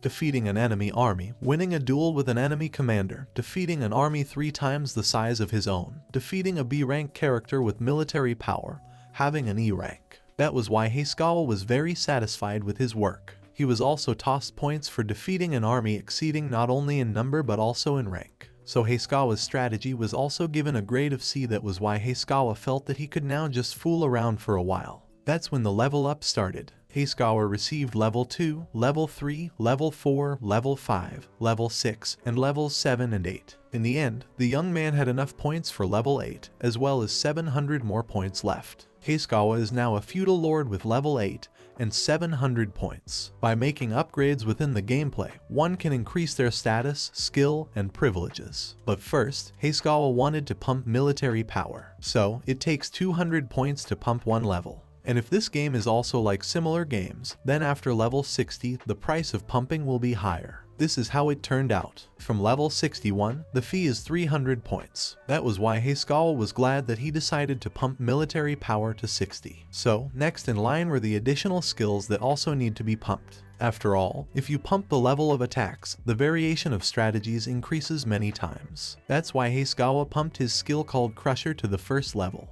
Now the young man will be able to hit up to 40 opponents at a time. The radius of action 2 meters and an increase of 50 experience points. Thus, now with the skill Crusher, Hisakawa Daitsurin's sword has become much stronger. Suddenly, Hisakawa noticed a row in the table called Privilege Enhancement. Clicking on it, Hisakawa realized that on top of that, he could pump his Daitsurin separately. In that case, Hisakawa decided that there was nothing left for him to do but to raise the level of the Daitsurin. The young man realized that in this world, he was the only one who could raise his own level. That meant that he could do whatever he wanted. Hisakawa realized that there was no great chance of dying in the next battles, and he would be satisfied with the skills he had pumped in now. Hisakawa was now determined to conquer this world. But he had no way of knowing that a second later someone would burst into his room through his window. Hearing a rumble behind him from the broken window, Hisakawa turned around in bewilderment. It was an armed girl who first of all asked Hisakawa if he was Elhin of Aintree. After which, the unfamiliar rude girl asked Hisakawa to die, and preferably right now. After such kind words, the girl pounced on Hisakawa with her sword. The first thought that crossed Hisakawa's mind was that he was facing the Naruya assassin. Fortunately, Hisakawa had drawn his Daitsurin beforehand, so he was able to repel the stranger's attack and stay alive. But the young man was still dumbfounded, because if the sword wasn't in his hands, he would have already been dead. At some point, the stranger schemed and tripped Hisakawa. This caused the young man to start falling. As he fell to the floor, in front of him Hisakawa saw beautiful eyes and the sharp end of a sword that almost touched his face. Using his skills, Hisakawa was able to look at the characteristics of this stranger. Her name is Eurasia Rosern. She is an independent adventurer. She is 20 years old. This girl's management skills are equal to 95 and her military power is 88. Intelligence is 57 and domestic politics is 49. The love of the people is in question. Hisakawa knew the name. He knew that Eurasia Rosern was one of the strongest representatives of this world. That was why the young man was now wondering why Eurasia just plowed him to the floor but had no intention of killing him. At this moment, Hisakawa still had his sword in his hand. It was pointed at Eurasia's hand, because if she touched it with the blade, it would impale her in return. Eurasia knew this very well herself, so she considered this battle to be a draw. And Hisakawa at this point wondered why Eurasia had decided to attack him at this very spot. And Eurasia at that moment called Hisakawa a despicable evil lord and declared that her death would not be in vain if by killing him she would save people's lives. Hisakawa was dumbfounded by such a statement and demanded an explanation from Eurasia. The young man suggested that the girl should first put down her swords and discuss everything. But before Hisakawa could finish, Eurasia shouted that it was impossible. Hisakawa then asked why not, to which Eurasia replied that it was because Hisakawa was evil. Then Hisakawa asked, why is he evil? After all, an evil guy will not sacrifice himself for the lives of the people of his country. But Eurasia argued that this was only his point of view. The girl confessed that yesterday she had watched the battle from hiding and it was certainly a magnificent sight. Hisakawa then asked Eurasia if what she had seen had changed her opinion. But Eurasia thought that even goblins were capable of doing a good deed sometimes. The girl told Hisakawa that when people set their houses on fire like candles during darkness, He punished them severely for not burning their houses well enough. That was why Eurasia thought that only an absolutely horrible person would do such a thing. Hearing such accusations against him, Hayskawa was dumbfounded. The young man realized that Eurasia had stuck her nose in here as well. At that moment, Eurasia declared that Hayskawa must go to jail if he could not pay the tax of 80% of the harvest, and no amount of rank would help him to challenge this decision. To top it all off, Eurasia accused Hayskawa of being a lover of running after naked girls. With these words, she brought the sharp end of her sword closer to Hayskawa's face. Hayskawa, on the other hand, considered it a kick in the butt. He knew Eurasia Rosern, and she was the kind of soldier who would never fall for provocation. Eurasia is always driven by her justice, and so impulsively that she would lay down her life for it. Hayskawa found it even amazing how such a strong character could still fit in such a stubborn person. Hayskawa then turned to Eurasia and asked why she had chosen him for this so-called execution of villains. Hayskawa realized that Datesaren's skill would be difficult to use. After all, facing Eurasia's power, it was still not clear how Hayskawa's super punch would behave. That was why the guy was planning to just bore Eurasia. He asked her a question again, wondering where she heard about him. Was it from the informants in Naruya? To which Eurasia replied that she heard about when she traveled from country to country, and what she heard helped her form her own opinion about Hayskawa, and that is why she is here. That's when Hayskawa realized that Eurasia thought he was just another corrupt lord. And that's what Eurasia thought. And she also thought that if she killed another villain, the world would only get better. But Hayskawa argued that even if he was as villainous as Eurasia said, he certainly wouldn't ruin his reputation with such antics. Hayskawa also wondered if Eurasia really thought that such actions and antics could help him defeat Naruya's kingdom. Here Eurasia wondered. She wasn't about to dismiss the idea that Hayskawa was really that evil lord and his merits were simply nothing compared to what he had done. Hayskawa was in agreement with Eurasia's eagerness to cut him down. After all, humiliating the weak is unforgivable, even if it was a childish joke. But Hayskawa assured him that these illiterate people were like cattle. They would tolerate anything and go wherever they were told. That's why the evil lord is really a punishment. But Hayskawa assured that he was not like that, and in order to prove it, he would lower his sword. With these words, Hayskawa threw his sword out of his hands. The dumbfounded Eurasia then asked Hayskawa if this meant that he was surrendering.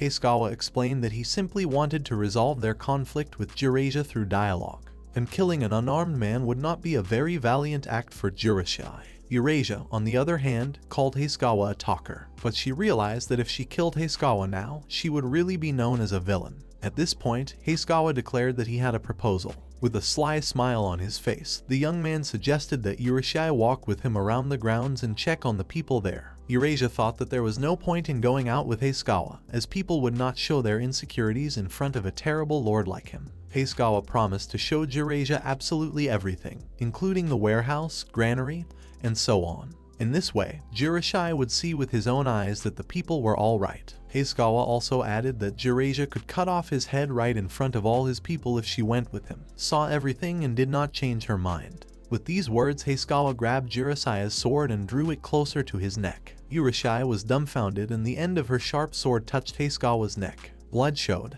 The girl didn't really believe this guy, but still lowered her sword. She agreed to walk with Hayskawa and see everything here. The girl liked that Hayskawa had calculated everything well. Thus, he was clearly not bad at strategy. Then Eurasia decided that by all means she needed to see for herself the truth of all the rumors. Hayskawa, on the other hand, could still understand the rumors about the beating, but he never put the tax at 80%. The young man thought it was just silly. After all, such a high tax of 80% would immediately cause discontent and lead to a riot. Perhaps, too, Hayskawa's income from the territories is orders of magnitude higher than expected. But his love of the people at the 10th level should convince Eurasia that the 80% tax never happened. Hayskawa believed that by going to the village, Eurasia should certainly see that it was all just a rumor, then she would change her mind. Of course, this is a best-case scenario. After all, it is not certain that Eurasia will listen to Hayskawa at all. The young man realized that Eurasia had to be handled carefully, so before she left, he pretended that he didn't know her name yet and asked her to tell him. Then Eurasia introduced herself. She called herself Eurasia. Looking again at Eurasia's characteristics, Hayakawa realized that the girl had called herself by her own name for some reason. This raised questions for the boy, since adventurers tend to use assumed names. The next day, Eurasia came to Hayakawa's house again to explore the city together. The first thing Hayakawa did was to take Eurasia to the village chief to ask him what the tax was in his village, to which the headman replied that the crop tax was 90%. And just as Eurasia was getting ready to cut off Hayakawa's head as they had agreed, Hayakawa cursed Elhin who had gone before him and made such high taxes. While Hayakawa was showing the kingdoms of Eurasia, rumors began to spread through the city that Hayakawa was visiting the farms with his mistress. Hayakawa, however, being in the same carriage with Eurasia, blamed himself, for he should have foreseen all this. At some point, the young man could not stand it and yelled loudly at Eurasia, asking why she had climbed into his carriage in the first place. Eurasia, however, asked Hayakawa in response, was he really going to send people like her to go further on foot? After all, that would undermine Hayakawa's status as a good feudal lord. Hayakawa, on the other hand, doubted that Eurasia was really a lady. After all, she had wanted to kill him yesterday. Looking at the girl, the young man realized that for adventurers like Eurasia, pretending to be someone else is the norm. But isn't she the third princess of the kingdom of Roserne? At that moment, the carriage entered the territory of yet another village, and the positive Eurasia stated that it was probably in this village that Hayakawa would lose his head. Hayakawa, however, asked Eurasia to stop saying such creepy things. Then that's when the young man was afraid that Eurasia would really do that to him no matter what. Hayakawa realized that he urgently needed to change Eurasia's mind that he was a villain. The young man was sure that even a completely unscrupulous lord wouldn't put the tax at 80%. Then what kind of creep started this rumor? Finally, Hayakawa and Eurasia reached Bayman, the headman of Melt Village. The first thing Bayman asked Hayakawa was whether something had happened since he had decided to visit their village. Hayakawa thanked Bayman for his hard work and explained that he had come to this village to do some financial investigation. Here Hayakawa wondered if it was even possible to impose such horse taxes in the game. After all, then Hayakawa's personal money would also increase by a huge percentage. Upon hearing word of some kind of financial investigation, Bayman admitted that the village had no money to pay. Hayakawa, on the other hand, asked Bayman not to worry. The young man assured that he understood the whole situation. At this point, Eurasia stated that she had come here to find out the percentage of tax in this village. Hayakawa didn't like the fact that Eurasia was prying into the conversation. He only asked Bayman to confirm that there was no danger and the high taxes were just dirty rumors. The old man remained silent. Hayakawa mentally asked him to answer quickly. Then Bayman stated that the tax in this village is 90%. Such a statement made Hayakawa's eyes pop up. The young man refused to believe it and did not understand where the 90% could have come from. At this time, Bayman added that because of this level of taxation, their village could start dying out as early as tomorrow, and all because the villagers are forced to give the new feudal lord 9 divided by % of their entire harvest. Thus, the village has almost nothing to eat. Hayakawa was dumbfounded. At that moment, Eurasia recalled herself and reminded Hayakawa with a horrified grimace that 90% is just awful. Then the frightened Hayakawa began to assure that it was just some kind of mistake. But Eurasia reminded Hayakawa that he himself had said that if the rumor that he was a horrible, unscrupulous lord was confirmed, she could take his head off right in front of his people. Now Eurasia was convinced that Hayakawa was indeed a scoundrel from the rumors, therefore she asked him to stretch his neck. Hayakawa realized that things were bad, but did not understand how he could get out of this situation. Then Hayakawa wondered if he would have the strength not to faint if he used Daisurin. Hayakawa realized that at the moment, Eurasia was the best in the game in terms of stats, and was driven by emotions alone.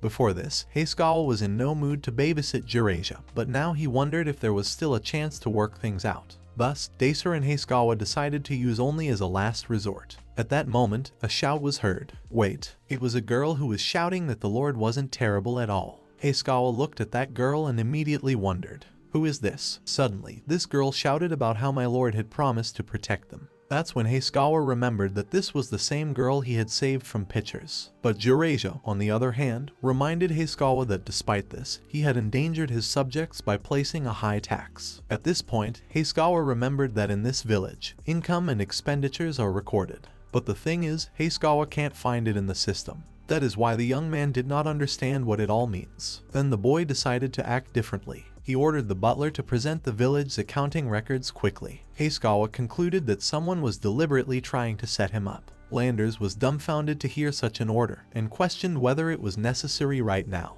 to which a disgruntled Hayskawa replied that it was needed right now. Hayskawa also wanted to be shown the village's major books. After a while, all the books were on Hayskawa's desk. At that moment Hayskawa was called out. It was the chief financier named Boruto Dan. His management skill is 12, military power 7, intelligence 47, domestic politics 51, and the love of the people 24. At that moment, the disgruntled Eurasia asked Hayskawa what he was up to. The girl assumed that the young man was going to find out the joints right now, but she believed that nothing would change even if Hayskawa found something.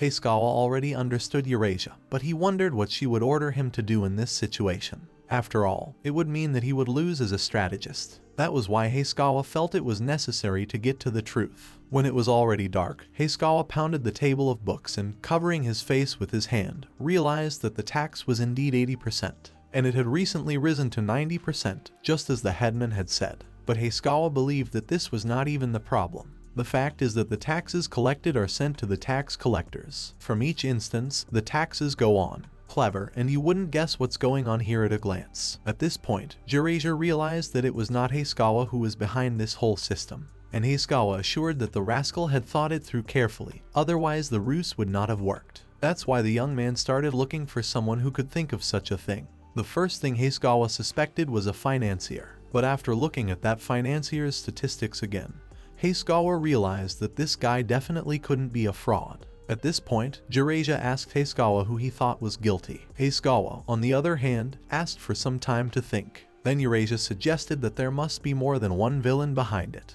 At this point Hayskawa jumped up from his seat and declared that he had settled the matter anyhow, for it was his land. Whereupon the hero ordered his subjects to bring this proclamation, and to bring him the heads of all the nearest towns and villages. Hayskawa wanted everyone who could come. The meeting, however, would be held in the village of Melta. At this point, Eurasia hesitated, looking at Hayskawa. The girl wasn't sure if this guy was a villain since he looked too determined. Also, Eurasia assumed that Hayskawa just wanted to mislead her. So, Hayskawa did not yet know who the rogue was, but he was not going to forgive anyone for what they were doing in his territory. Suddenly, Eurasia asked Hayskawa, was he really going to blame everything on the villagers he had gathered? But Hayskawa realized that this could not be done, for there would be an uprising and the game would be over. So, the people were oppressed by heavy taxes. They were dissatisfied and didn't understand what their lord wanted from them. Hayskawa, on the other hand, realized that the fact that the rebellion had not started could be called foreign. The young man was certain that the evil soldiers were suppressing dissent by force. The lad assured that he was rid of them.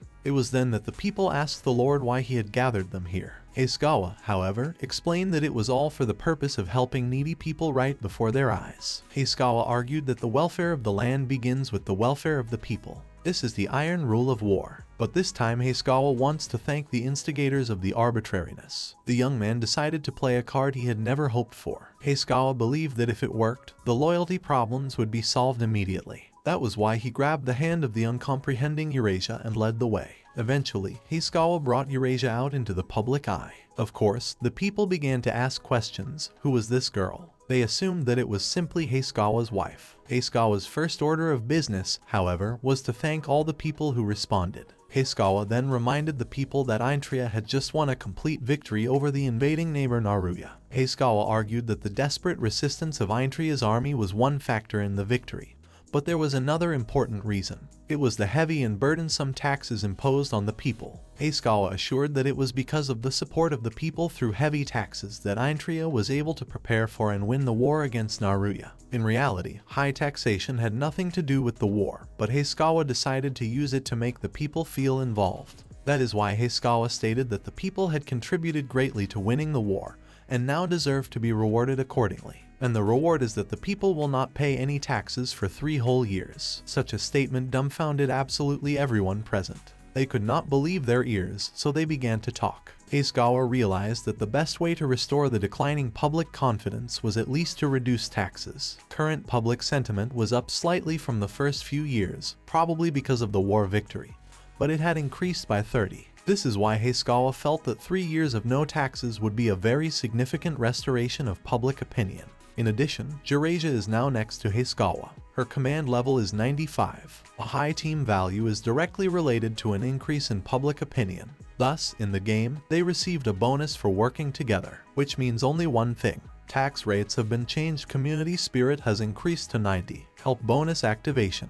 Community spirit was increased to 100. It's perfect. It was 90 and became 100. To have such joy in the game would be impossible. Eurasia, on the other hand, doesn't even know that Hisakawa is using her. On the contrary, the girl is simply amazed. And it's all Hisakawa's calculation. At this point, only Boruto Dan, who is the chief financier, was dissatisfied. Then Hisakawa asked him if it was a problem. Boruto, on the other hand, assured that it was nothing but a problem. After all, it is impossible to run an estate for 3 years without income. Hisakawa, on the other hand, claimed that the treasury currently had just under 30 million gold coins and less than 40,000 provisions in reserve. Monthly expenses are about 1 million gold coins and 1,000 barks, so Intria could operate for 2 years without any income. Boruto, on the other hand, claimed that the decree was for 3 years. Thus, what Hisakawa says is utter nonsense. Hisakawa, on the other hand, assured that he would replenish the supplies if they were in short supply. Boruto then asked the lord from where he was going to replenish it, to which Hisakawa replied that he would do so from other territories. The tribesmen are barbarians who show up when people's spirits are down.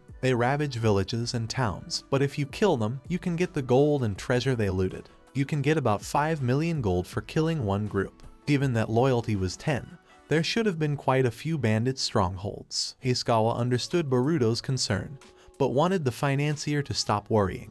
It's worth mentioning that there is an event at the end of the game. It involves defeating a band of bandits who have taken possession of the treasure of an ancient dynasty. The reward for completing the event is 100 million gold coins, and the event itself takes place right here in the territory of Intria. This means that there is an extremely high probability that ancient dynasty treasures exist in the current territory. Boruto then calmed down and stated that he wouldn't mind if Hisakawa thought that far. Hisakawa, on the other hand, admitted that he thought the financier would be more against it. To which Boruto smiled and replied that people's lives come first. Hisakawa thought it was strange how Boruto easily backed down. Then is it true that there isn't someone in charge behind these events? At that moment, Eurasia asked Hisakawa what kind of lord doubts his men. Hisakawa realized that it was all too suspicious, and Eurasia admitted that the lord had handled the problem quite well. Such a statement from the mouth of this girl dumbfounded the hero, and Eurasia pointed out that Hisakawa had, after all, uncovered the fraudulent scheme and immediately won the support of the people by canceling the taxes. Then Eurasia asked the fellow whether the tax exemption scheme was intended to bring them to the forefront. This is when Hisakawa realized that Eurasia had exposed him. He explained his logic to the girl. Hisakawa believed that they should just get rid of the taxes themselves so the crooks couldn't steal anything since they were so clever and dishonest that they were stealing taxpayers' money. Hisakawa realized that the crook had even set up an extensive collection system. Guy believed that if the crook knew that he could not steal the money, he would surely react in some way. Hisakawa doesn't know if it's another feat or a political one, but one thing he knew for sure: Intria now has it all in hand. Eurasia then asked Hisakawa what would happen if the crooks took no action. Hisakawa assured that in that case, the scoundrels would only have to endure. After all, with the information Hisakawa has, he just has to find the ringleaders within 3 years. At that time, Eurasia stated that she was going to hang on to it in order to cut Hisakawa some slack. Hisakawa, on the other hand, boasted to the girl that he was not such a corrupt lord. And Eurasia reminded the guy of his own words that Eurasia could kill him in front of the whole nation if the 80% tax was true. Hisakawa, however, poured sweat and said that it was just a figure of speech. Then Eurasia agreed to let Hisakawa off the hook, but only for a while, for it would be inappropriate to interrupt the joy of the people. Smiling, Eurasia remarked that in this way the people were thanking their lord, that is, Hisakawa. Whereupon the girl declared that she would let the young man off the hook, but he would have to make room for her, as she was tired of watching him from above. It was then that Hisakawa realized that Eurasia was indeed a true ninja. Back in his room already at night, Hisakawa was able to exhale. He was very happy that the war was over. The young man had also managed to regain the trust of the people, which had fallen. It was only a matter of time before Hisakawa would be able to recruit him. Of course, Intria has a lot of problems. Thus, Hisakawa must find those who stole the taxes as soon as possible. And even if the kingdom is fully stocked, the internal politics will have to be drastically improved. Hisakawa realized that 3 years without taxes was too hard, but nothing could be done. In any case, right now the guy only wanted to sleep, and he didn't care about anything else. Without thinking long, he just collapsed on his bed, face down. But, suddenly, the young man realized that there was something wrong with the bed. It was too soft, as if Heisugawa's hand was sucking on it and wouldn't let go. Since the guy realized that his bed couldn't be that soft, he thought it was all a trap. Without thinking long, he pulled down the blanket to see what was in there. Under the blanket, Heisugawa found 2 naked girls. Seeing such a sight, the young man was simply dumbfounded. Covering his face with his hands, the boy began to panic, trying to understand why there were naked girls in his bed. One of them declared that she had come to heal the lord who had saved this land, even if only for one night. So the dark-haired girl's name is Mila and the blonde girl's name is Lisha, and both of these girls wanted Heisugawa to do whatever he wanted with them. This turn of events even made Heisugawa bleed again. He quickly bounced away from the 2 ladies as he realized that there should be order in his camp. Then Mila asked the young man, are she and Lisha not worthy of his orders? And Lisha asked Heisugawa to let her and Mila serve him in the best way possible. Heisugawa was confused. He wondered what would happen if he alone spent the night with 2 girls. In fact, he had never encountered such a situation in real life. Heisugawa tried to just calm down and check his status to distract himself. In the end, the young man found simply destructive power, from which he was dumbfounded again. At this moment, Eurasia entered the room and asked the trio what they were doing here. Heisugawa's hair stood up at this moment. He didn't understand why Eurasia had come at this very moment when 2 strange girls had crawled into bed with him. Eurasia, however, explained that she had simply heard the screams and had come to check. Exposing her sword, Eurasia declared that Heisugawa had been caught again. Looking at this sight, the girl felt that Heisugawa's life was now definitely hers. At that moment, the naked girls and Heisugawa's subordinate began to become indignant. They did not know who Eurasia was and demanded an explanation. And Eurasia ordered the girls to move away from Heisugawa, but they ordered the lady with the sword to get away. They believed that they were destined to be with their my lord Heisugawa. Then Eurasia pointed her sword straight at Heisugawa and asked him what he desired by tumbling around with the spies. Hearing such a charge, Heisugawa was puzzled. He did not understand what spies Eurasia was talking about. Therefore, the young man tried to explain to Eurasia that these girls were just village girls, not spies. For example, Mila is from the village of Dana. Her loyalty is 100, her intelligence is 2, her internal affairs is 6, and her military is 3. And Lisha is from a village called Melina. Her loyalty is also 100 points, internal affairs 2, intelligence 3, and armed forces 1. But Eurasia stood her ground and ordered these strangers to tell everything they were hiding. At this moment, Mila started to take something out of her pouch. This is a high-quality aphrodisiac, a drop of the underworld, poisonous medicine. It's a poison used in assassination attempts. Just 1 drop inoculates the victim. After a few moments, you fall into a stupor and inevitably die. It has a faint sweetish odor. Heisugawa, however, thought that the vial contained something that lecherous people use, but when he looked at the statistics of the contents, he was dumbfounded, for it was a poison that could kill him. This is when Eurasia decided that these girls really wanted to kill Heisugawa, but the girls assured that it wasn't really like that. Mila claimed that it was a high-quality aphrodisiac that turned even old men into beasts for 3 days and 3 nights. Heisugawa, on the other hand, looked at the dubious vial and did not understand what was going on. After all, this is how some 2 girls with a loyalty of 100 are going to kill him. Heisugawa realized it was a setup, but he didn't know what it meant. At that moment, Lisha declared that she and Mila were willing to drink the contents of the vial right here and now if Heisugawa and Eurasia doubted them. Without a second thought, the girls started begging the vial from Heisugawa to drink the poison. Heisugawa was not going to give the poison to the girls and asked them to leave, but they were too eager to prove something to their lord. Suddenly, Eurasia noticed that a letter had fallen out of Mila's pouch. Without thinking long, the girl reached for it, thinking it might be a decree to kill. But when Eurasia picked up the letter and read it, her face creased. Whereupon she rolled up the paper again and, swinging it around, threw it straight at Heisugawa's forehead. After which Eurasia turned around and asked Heisugawa not to drag her into her dissolute life again. Lastly, Eurasia called Heisugawa a dirty person and asked the trio to clean up after themselves. Heisugawa was simply dumbfounded at what had happened, for Eurasia had come on her own without permission and left on her own without permission. In the end, he decided to read the letter that flew straight to his forehead. Unfolding the paper, the young man began to read the contents while Mila and Lisha sat side by side. Here's what the letter said. Despite his promise to take me as queen, my lord has subjected me to humiliation. over and over again, day after day, with indecent acts that are too disgusting to even mention. I endured it for the sake of my future husband. He did the same with my other daughters. I realized that all the promises I made to him, all the love I had for him, were lies. I was humiliated to the point of rape, my heart and body were destroyed, but I love my master. I would like to unite with my master in the underworld. Father and mother, please forgive me for the misfortunes that have befallen you. After reading all this, Hisakawa was horrified, for he realized that it was a suicide note. The young man guessed that the Elhen that was before him had done terrible things to these girls. That was why Hisakawa decided to apologize to the girls for things he hadn't even done to them.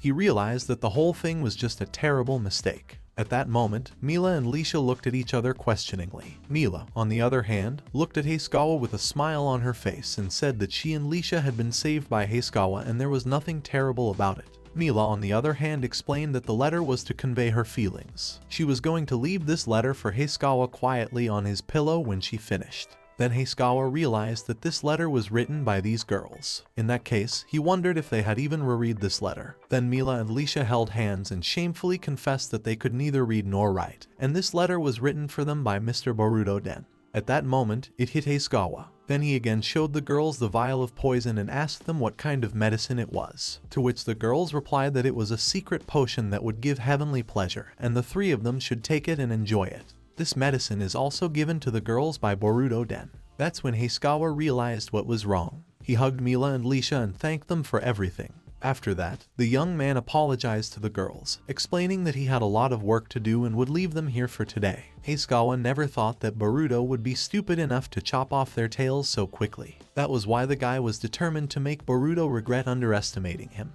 After a while, soldiers arrived in Hisakawa's room. At their head was Haden, to whom rumors had already reached that Boruto Den had revolted. Hisakawa, on the other hand, assured that he was indeed certain that Boruto had the audacity to plot his assassination. Thus, the financier took advantage of innocent village girls and tried to poison Hisakawa, and Hisakawa had no plans to forgive him for it. Then Haden asked Hisakawa what was he going to do. First of all, Hisakawa planned to protect the two girls. He wanted them to be treated with respect. Also, Hisakawa stated that he needed about 100 infantrymen from Haden's unit who could respond immediately. Haden, on the other hand, replied that it could be done within an hour. But Hisakawa argued that this was too late and reinforcements were needed within 30 minutes. Then, without thinking long, Haden rushed for reinforcements. Hisakawa then turned to Mila and Leisha. He only asked them to sit quietly until everything was settled. The guy also asked Landers to stay with the girls until they felt safe. Landers, on the other hand, promised the gentleman to take care of Mila and Leisha. Hisakawa then stated that he was going to look into what happened today. And now he knows that Eurasia is nearby and eavesdropping on everything. Then Eurasia realized that there was nothing left for her to do but to show herself, because she had been figured out. When Hisakawa asked Eurasia what she was doing there, Eurasia hesitated to answer. Hisakawa then apologized to the girl and explained that he didn't want to get involved in a love affair. The young man would be very grateful if Eurasia could come over, but Hisakawa simply has no choice. At that moment, Eurasia asked Hisakawa to stop. The girl admitted her mistake and that it wasn't Hisakawa's fault in any way. Eurasia just wanted to apologize. In that case, Hisakawa ordered Eurasia to just follow him. The young man claimed that he was going to attack with his elite. Thus, the fellow wanted to finally deal with the rogue Boruto. After a while, 100 infantrymen led by Hisakawa were at the residence of Boruto Den. The infantrymen quickly rushed inside and blocked all the entrances and exits. Hisakawa ordered his soldiers not to kill the guards, for they were innocent. The young man also ordered the infantry to be ready on the spot when the control was completed. After a couple minutes, Boruto was captured. The infantry put the fat man on his knees and crossed their weapons in front of his face, and Boruto pretended not to understand anything. Hisakawa, however, looking at the rascal, observed that the fat man had already turned white. Looking around, Hisakawa noticed the scattered documents and the fireplace burning at full blast. From what he saw, the young man concluded that the fat man was destroying evidence. Boruto, on the other hand, continued to assure that he understood nothing and was guilty of nothing. After all this commotion, Hisakawa had one question. So, the tax evasion scheme must have been carefully planned over a long period of time. Boruto, on the other hand, is the person suspected of attempted murder. Hisakawa used an amateur to kill him and he failed spectacularly, and they traced it back to him. And this is the exact opposite of the plan. It just doesn't add up. It was then that Hisakawa realized that Boruto was not the main culprit in the whole celebration. Boruto admitted that he was indeed. At that moment, Hisakawa swung his sword and pushed away Boruto and the 2-foot soldiers holding him, after which Hisakawa placed his sword on his shoulders and asked Boruto only not to say that he was using it to hide what he could not burn. Hisakawa assumed that in this way Boruto was trying to buy time, but the fact is that none of this works on the Lord. After showing Boruto the secret document, Hisakawa stated that the latter should confess everything. At this point, Haden saw the secret document in Hisakawa's hands and wondered what it was, and Eurasia noticed the seal of the Empire on this document and was very surprised by it. It was worth explaining that this secret document was an order for a detailed report on Inria's military reserves and other information. It was then that Hisakawa realized that Boruto regularly transmitted information.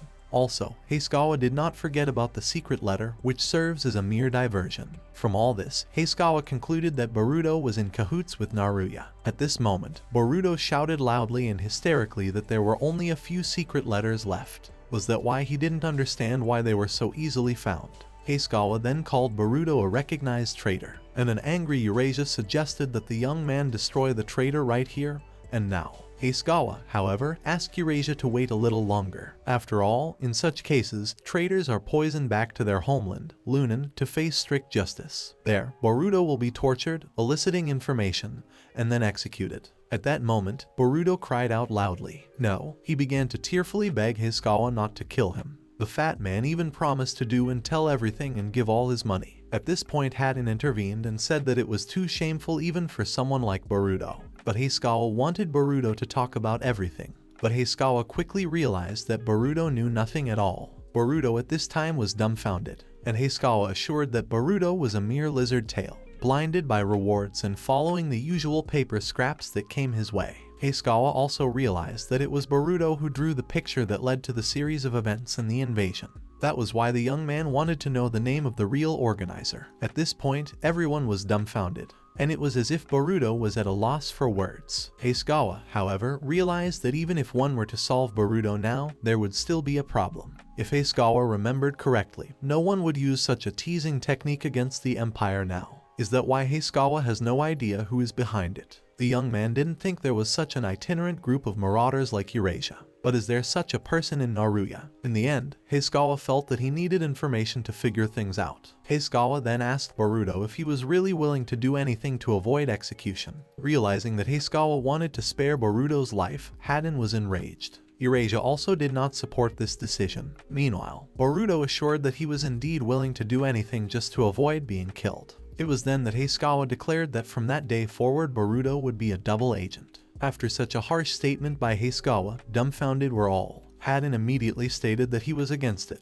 because Boruto is a traitor who was in alliance with the enemy, and Hisakawa wants to pose him. Hisakawa on the other hand realized that if you don't share your opinion to a certain extent, people's opinion will drop. Haden on the other hand is the only one who disagrees with Hisakawa in the game. Thus, things are now shaping up just like in the game and Hisakawa likes it. At this moment, Haden, looking at Hisakawa's incomprehensible grimace, wondered if the Lord was laughing or angry. Without thinking long, Haden decided to apologize to Hisakawa and admit that his behavior was inexcusable. Hisakawa himself realized that a soldier who had fought in the war against Naruya could not forgive a traitor, and Hisakawa has no intention of forgiving Boruto for this. But the fact is that the Intria lands are the weakest of the weak. That is why Intria must do everything in its power to defeat the great power. And for that, the kingdom needs one very important thing: information. Here Boruto realized that it was up to him to find that information. But Hisakawa argued that this was not true, for Boruto had no intelligence skills. Thus, Boruto would accomplish nothing. Boruto then worriedly asked what should he do, to which Hisakawa replied that he knew what Boruto could do. Namely, write a secret letter just as he had done before. For example, the bread that the Intrians eat every day. Also, Boruto should make sure that everyone pays their dues, because the usual secret letter is a business communication. Here Eurasia realized that Hisakawa didn't want to change anything. But Hisakawa assured that it was not the same as before, and to be sure, the girl should just listen to Hisakawa. So, the content of the same secret letter will change. First, Boruto will have to inquire about this invasion. He will just have to do his job, acting on the instructions of the Empire. And then Boruto will have to ask why Intria has not yet been defeated. Haden, who was suddenly reinstated as general, has read all of Naruya's plans for the invasion and they need their man. Also broken customs posts and poorly trained soldiers. It is possible or even likely that this is a trap set by the great General Haden to take Naruya by surprise. Hearing Hayashikawa call him a great commander, Haden was dumbfounded, and Hayashikawa explained that it was just a trick and asked Haden to just shut up and listen. Hayashikawa realized that there wasn't much benefit in him being noticed at the moment. That was why the young man wanted to let others stand out for now. So, the next thing Boruto writes in the letter is that when the army retreated, Haden began to strengthen his defenses at a rapid pace. He is rebuilding the barrier and fortifications. Hayashikawa, on the other hand, will mix the right information and show the Empire what Intria can do. Boruto will then ask the Empire for further instructions. Boruto then wondered if he would ever get an answer. After all, the Empire's operation had just suffered a spectacular failure. But Hayashikawa assured that because of the fiasco, the Empire had no choice but to react because they were probably now looking for the cause of the failure with their crazy eyes. And it is this reaction that leads to victory, the information that Hayashikawa seeks. Hayashikawa believed that if he could obtain information about the orders given strictly to leaders, he could almost certainly predict the movements of another country. Of course, Hayashikawa did not rule out the possibility that there would be no response. Either the opponent is so confused that he cannot respond, and Boruto speculated that a double agent, i.e. himself, might also be detected. Hayashikawa, on the other hand, assured that then Intria could do nothing more and that was the end of Boruto's work. That is why Boruto is dead, and will do Hayashikawa's bidding now. Bowing his head sadly, Boruto agreed, and Hayashikawa turned to Haden and stated that he wanted Haden to choose 2 of his men, and put them on Boruto's escort. Haden did not understand what escort Hayashikawa was talking about. Hayashikawa, however, explained that Haden's men would have to report immediately if Boruto began to show even the slightest sign of suspicious activity. Haden understood and concluded that Hayashikawa simply wanted to put a collar on Boruto, and Hayashikawa was simply leaning toward the fact that people would be less likely to riot if they thought they were under someone else's control. Haden then reminded Hayashikawa that he had said in his secret letter that he had begun work on rebuilding the gates and forts on Intria. But the fact is that in their present form they lie in ruins, and if the secret police really checked them out, they would immediately realize that it was a lie. Hayashikawa realized this himself, so he decided to leave the restoration to Haden. Haden, on the other hand, assured that he could not do it. Such a statement made Hayashikawa's jaw drop. The young man didn't understand why Haden wouldn't obey his orders. Looking at Haden's statistics, Hayashikawa noticed that his loyalty was 100. In that case, Hayashikawa was completely confused and didn't understand at all why Haden wasn't following his orders. At this point, Haden reminded Hayashikawa that he had ordered him to deal with the post-war situation. It is all about the fact that the kingdom simply has no income from war reparations or ransoms. In addition, Haden has heard that Hayashikawa has exempted the people from taxes for 3 years. This means that the kingdom has no money to rebuild. More precisely, the kingdom has no money at all. Here Hayashikawa was dropping that Haden could not fulfill his order just because the kingdom had no money. At this point, Eurasia remarked that Hayashikawa creates such grandiose plans, but there is not even anything to carry them out with. Hayashikawa then asked Eurasia not to worry and assured her that he had money. After these words, Hayashikawa led his subordinates in an unknown direction. So, what did Boruto do while working with the Empire? Reducing taxes and weakening the lands of Intria, which means that the blood money that the Empire had been stealing from Intria for years should come out to a greater amount. As Hayashikawa led his subjects to the treasury, Boruto began to stop the boys. He argued that Hayashikawa could not enter the treasury even if he was a lord. Hayashikawa then decided to remind Boruto who was to blame for all of this. Hayashikawa argued that Boruto could not rely on family ties when he betrayed his country. Also, Hayashikawa explained to Boruto that he only gave him a job to save himself the trouble. That is why the young man was also determined to manage the money that Boruto sends to the Empire. In any case, it is about 3 million every 3 months, which is a lot of money for an individual but pennies for the state. At this point, the dumbfounded Boruto asked Hayashikawa how he knew the amounts. It was all about spies reporting it to the players in the game.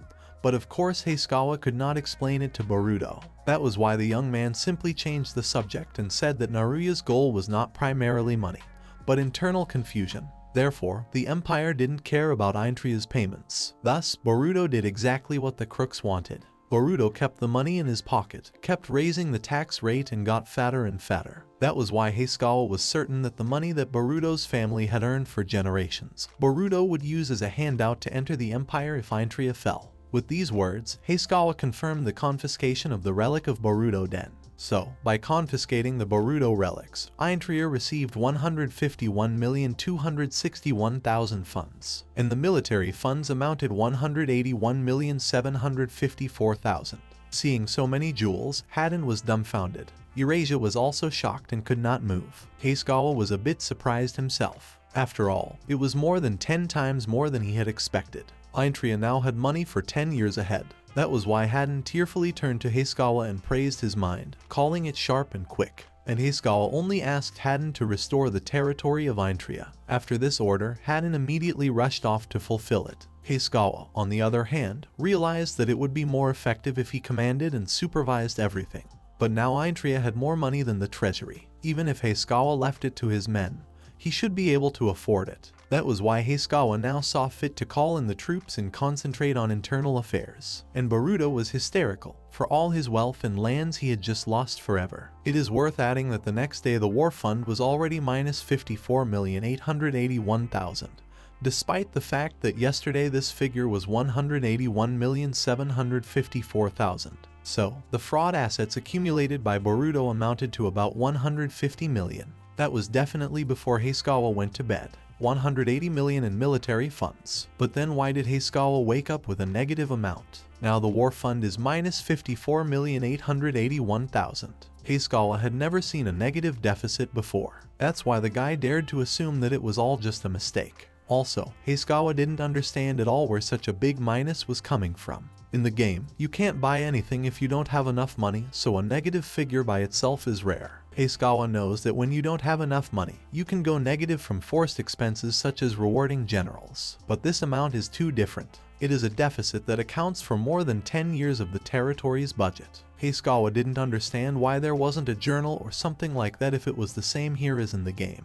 At that moment, Landers entered Hasegawa's room.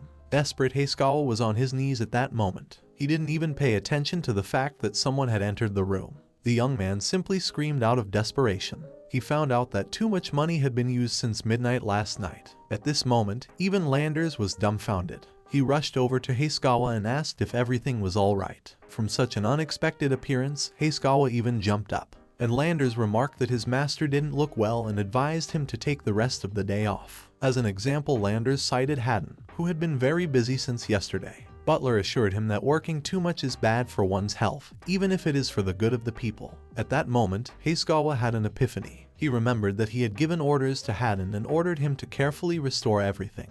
But also the young man remembered that his people could not spend all the savings by themselves, for they would stop at zero in the game. In the end, Hasegawa decided that he could not afford to think of such a thing, so he ordered Landers to bring Haden to him immediately. A couple minutes later, Haden was already in Hasegawa's room. Looking at Haden, Hasegawa was dumbfounded, for Haden looked very pale. The young man was afraid that Haden was about to fall down, but he was very alert at the same time. It is like when a person is in such a state of mind that he can laugh at everything. Hasegawa then explained to Haden that he just wanted to ask him about the plan to rebuild the territory. Haden, on the other hand, assured him that they were working without delay. So, building city walls in various areas, building roads, rebuilding barrier stations, building barracks, building more stables to increase the production of war horses, expanding the barracks and castle defenses, expanding and enlarging granaries for food supplies, increasing the production of weapons and horses. The production of arms and harness was also increased and re-equipped, and workshops were built and expanded. All these projects, which had been neglected for several years, were begun. Hasegawa could not believe that all these projects had been started in just one night, but Haden assured that all these projects were started overnight. Also, contracts for the purchase of materials had already been made. Haden was very pleased with his work, for he had done everything just as Hasegawa had ordered him. Here Hasegawa realized what the reason was. He realized that it was only his fault here and the people were happy that their area was being kept in order. Thus, Hasegawa simply cannot blame them for this. Then the young man decided to have a softer conversation with Haden. The first thing the boy asked Haden was, had he thought about the budget? Haden, on the other hand, assured that of course they had considered the budget. But he also knew that Hasegawa had acquired too many treasures, so this could just be a petty expense. This is when Hasegawa realized that Haden did not know the exact amount of the war fund, so he spent the money out of the blue. Heisugawa's first thought after this realization was disciplinary action. But after a second, the young man tried to calm himself down and explain to himself that everything had already happened and there was nothing that could be done about it, especially since it had not yet been decided that Minus was an absolute evil. That is why Heisugawa turned to Landers and asked him if he knew what happens when the sum of a territory goes into minus. At this point, Landers realized with horror that Intria was in deficit, but Heisugawa assured him that this was not the case at all. Heisugawa tried to wriggle out of it and said that if they did all that maintenance at once, the regular territory would be at a disadvantage. Then Landers believed Heisugawa and calmed down. He then told Heisugawa that when he was young, there was a famine in the northern territory of Tudorao. There was a shortage there because they could not provide enough food. King Lunana at the time had generously taken all of Tudorao's losses. That was why the Tudorao managed to survive. At this point in Landers' history, Heisugawa felt that all was not yet lost, and with the shortage, it was possible to survive. Then Landers added that Lord Tudorao had been accused and executed. At this point, Heisugawa's joy was quickly replaced by disappointment. Heisugawa then considered that the game was already over. So, the negative result will be confirmed at the end of the month, which means that Heisugawa has only 3 weeks left to erase the negative result of 50 million. Thus, Heisugawa must act immediately or he simply won't have time. The young man then stated that they should hunt down the bandits, whereupon the fellow ordered his subordinates to gather soldiers. Heisugawa is the only one who knows about the event of hunting bandits at the end of the game. But the young man decided to attack at the earliest stage. The first thing Heisugawa planned to do was to destroy the bandits spreading from one edge to the other. In this way, Heisugawa would emerge victorious. Heisugawa remembered that he was going to obtain the treasure while searching for certain information. But now there was simply no choice. At that moment, Haden turned to Heisugawa with the sad news. He stated that all the soldiers were busy. Heisugawa was horrified. He simply refused to believe that Haden had really used all the soldiers for construction and repair. Then Haden stated that he had ordered urgent work with the entire army, including the local population, because the matter was urgent. The shortest period of work is 30 days, and the longest will take 100 days. If Heisugawa wants to rally the troops now, he will have to cancel the order. In that case, all the money that has been paid will be wasted. At this point, Heisugawa asked Haden to repeat what he had just now said. Then Haden said that the money they had paid would be returned. But that's not what Heisugawa wanted to hear. Then Haden said that the work period starts in 30 days. But that's what Heisugawa already knew too. Heisugawa realized that Haden had just said something terrible. To be more precise, Haden said that he had hired more soldiers. Thus, Haden had already drafted about 500 men. Haden admitted that he had indeed done so, for it was a relief to Intria. Even Landers was touched that Heisugawa had taken care of even those at the back of the line. Heisugawa at this point was at his biggest disappointment. It should be said that conscription is the kind of team that can only be used once a month. So this month, there are no available conscripts in Intria. 0 available soldiers, 0 soldiers to recruit. That was why Heisugawa was terrified. He had no idea how to pay off this month's deficit of 50 million. At this point, Landers asked Heisugawa if it was too late to defeat the bandits after the work was finished, to which Heisugawa replied that it would be too late then. Heisugawa was desperate and did not understand what was going on or what the situation even was. This situation he regarded even worse than the one the night before the invasion. Heisugawa tried to pull himself together, but nothing worked. At that moment, Eurasia appeared in the window. She declared that Heisugawa was a fierce warrior who had defeated Great Randall, and these were mere bandits and Heisugawa would have to kill them all alone. Heisugawa, however, asked Eurasia not to talk nonsense. After all, no matter how strong he was, he would not be able to win against 100 or 1,000. In that case, Eurasia decided to show Heisugawa this by example. So, the formation of the squad. Squad leader Intrian. Deputy Commander Eurasia. A 2-man squad is deployed to defeat the bandits. The bandits who were based closest to the western suburbs of Intria. The Hard Snake Bandits. They are pretty strong, apparently. The leader of this bunch is called Bohulgabi. His strength is 42, command 13, intelligence 7, internal affairs 1, loyalty 1. And Heisugawa and Eurasia are only 2 of them. And from the outside, they represent a defeated force. To be honest, Heisugawa even felt a little sorry for those bandits. When the guys came face to face with them, Heisugawa said a polite hello and introduced himself and then Eurasia. Heisugawa also politely explained to the bandits that he and Eurasia were now going to massacre them. It's worth admitting that if these troops suddenly appeared in the game as enemies, Heisugawa would be angry in their case. But before Heisugawa could blink an eye here, all the bandits were defeated by a sharp blade. This was the work of Eurasia. she would leave no one alive. Seeing how quickly his comrades were massacred, the bandit leader was dumbfounded and frightened. He did not understand what Hayakawa and Urasia were even doing and assured that they were doing a terrible thing. Hayakawa, on the other hand, explained that he wanted to ask Bohulgabi some questions. Hayakawa asked bluntly. He wondered if the bandits had ever heard of the great treasure. Bohulgabi assured that he did not know what treasure was in question at all. Hayakawa, on the other hand, explained that he had heard that some guys had won a big score or that some bandits had made a lot of money. Upon hearing such a charge, Bohulgabi began to assert with renewed vigor that he knew nothing about such things. The bandit insisted that he and his boys would have already taken the treasure if they had known about it. Hayakawa himself realized that this was indeed the case. Then the young man reckoned that he would not find any clue the first time. At that moment, Bohulgabi asked the boys hopefully if they still needed him. At this point, Eurasia declared that Bohulgabi was now in her power, showing an application with Bohulgabi's face and name. The girl explained that the neighboring village of Mirianota Soul had asked her to deal with Bohulgabi's gang. That was why Eurasia wanted Bohulgabi dead, and Hayakawa didn't realize at all when Eurasia had the request form. Bohulgabi, on the other hand, was horrified. He felt that he should not die, for he had not robbed that village. That is why the bandits suggested that the heroes should somehow come to an agreement. Bohulgabi said that the villagers were cowards who had given up their sheep because they were afraid to die. Hayakawa, on the other hand, watched the showdown between Eurasia and the bandit. The young man noticed that Eurasia even uses an alias to be adventurous, and the reason she's never seen is probably because she's always going around the villages and fulfilling requests. That is why Hayakawa concluded that Eurasia is really a good adventurer. In the meantime, Eurasia had already started her sword to Bohulgabi's neck, which gave Hayakawa a shock. Bohulgabi trembled with fear. His face was pouring with sweat, and Eurasia, not thinking long, cut off the bandit's head with her sharp blade. After all, Hayakawa had picked up on the fact that Eurasia was indeed relentless, and Eurasia thought that it was natural. After all, the longer these people are left alone,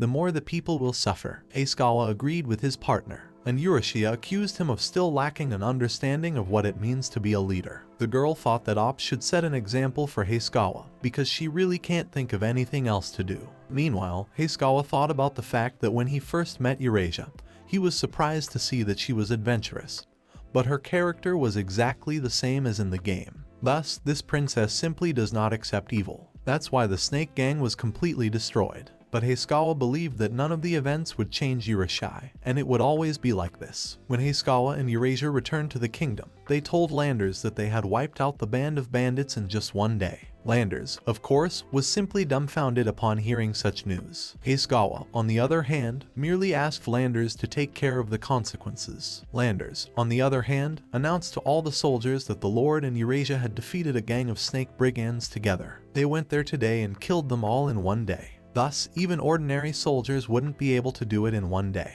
Hayakawa, on the other hand, felt at this moment that he had done something amazing. But it should be noted that the whole gang was dealt with by Eurasia alone. At that moment, out of nowhere, Bent appeared. He was quite upset that Hayakawa had not taken him along on the bandits' campaign. Bent claimed that he wanted to kill the bandits for the sake of his lord and his people. For this reason, Bent wanted Hayakawa to be sure to let him go with him next time. Hayakawa was certainly touched by Bent's offer, but tried to explain to him that the latter was the responsible commander of the 1,000-man task force. Since Bent is repairing the eastern city wall, Hayakawa explained that repairing the city walls is the same as protecting the people. Hayakawa understood that Bent could not just come here and declare him to cancel the assignment. Here Bent admitted his mistake and called himself a fool. Then Hayakawa addressed all his subjects. He stated that because the soldiers had done their job well, they could now concentrate on hunting the bandits. In other words, Hayakawa wanted to say that the soldiers would now fight alongside him, for through support, peace could be restored. In addition, Hayakawa added that this time the Eintrians have a very powerful helper who can defeat the bandits. So, the goddess of war who single-handedly destroyed the serpent bandits, Eurasia, in person. When Hayakawa introduced Eurasia so majestically, the girl was even embarrassed. She liked that Hayakawa called her goddess, and Hayakawa realized that she didn't look too upset about him calling her goddess, so it was okay. Then Hayakawa addressed the subjects again and explained that he and Eurasia would eliminate all bandits in the area by the end of the month. Thus, gradually Intria created an atmosphere in which Eurasia could be recruited. After all, she is a princess, so you can't rush to take her into the army if the goal is to get her on your side. Thus, all of this is just preparation. From that day on, Eurasia and Hisakawa hunted down every bandit they could find. Using the system, the boys took the bandits' strongholds that landers had checked for them and destroyed them one by one. Along the way, Hisakawa and Eurasia got into a lot of trouble. For example, the leader of the Red Bandits gang named Rejek. He was so stupid that they could only interrogate him in the dungeon. Eurasia, however, was against this idea because this man was known for escaping from prison. That's why the girl wanted to destroy him immediately so he wouldn't escape again.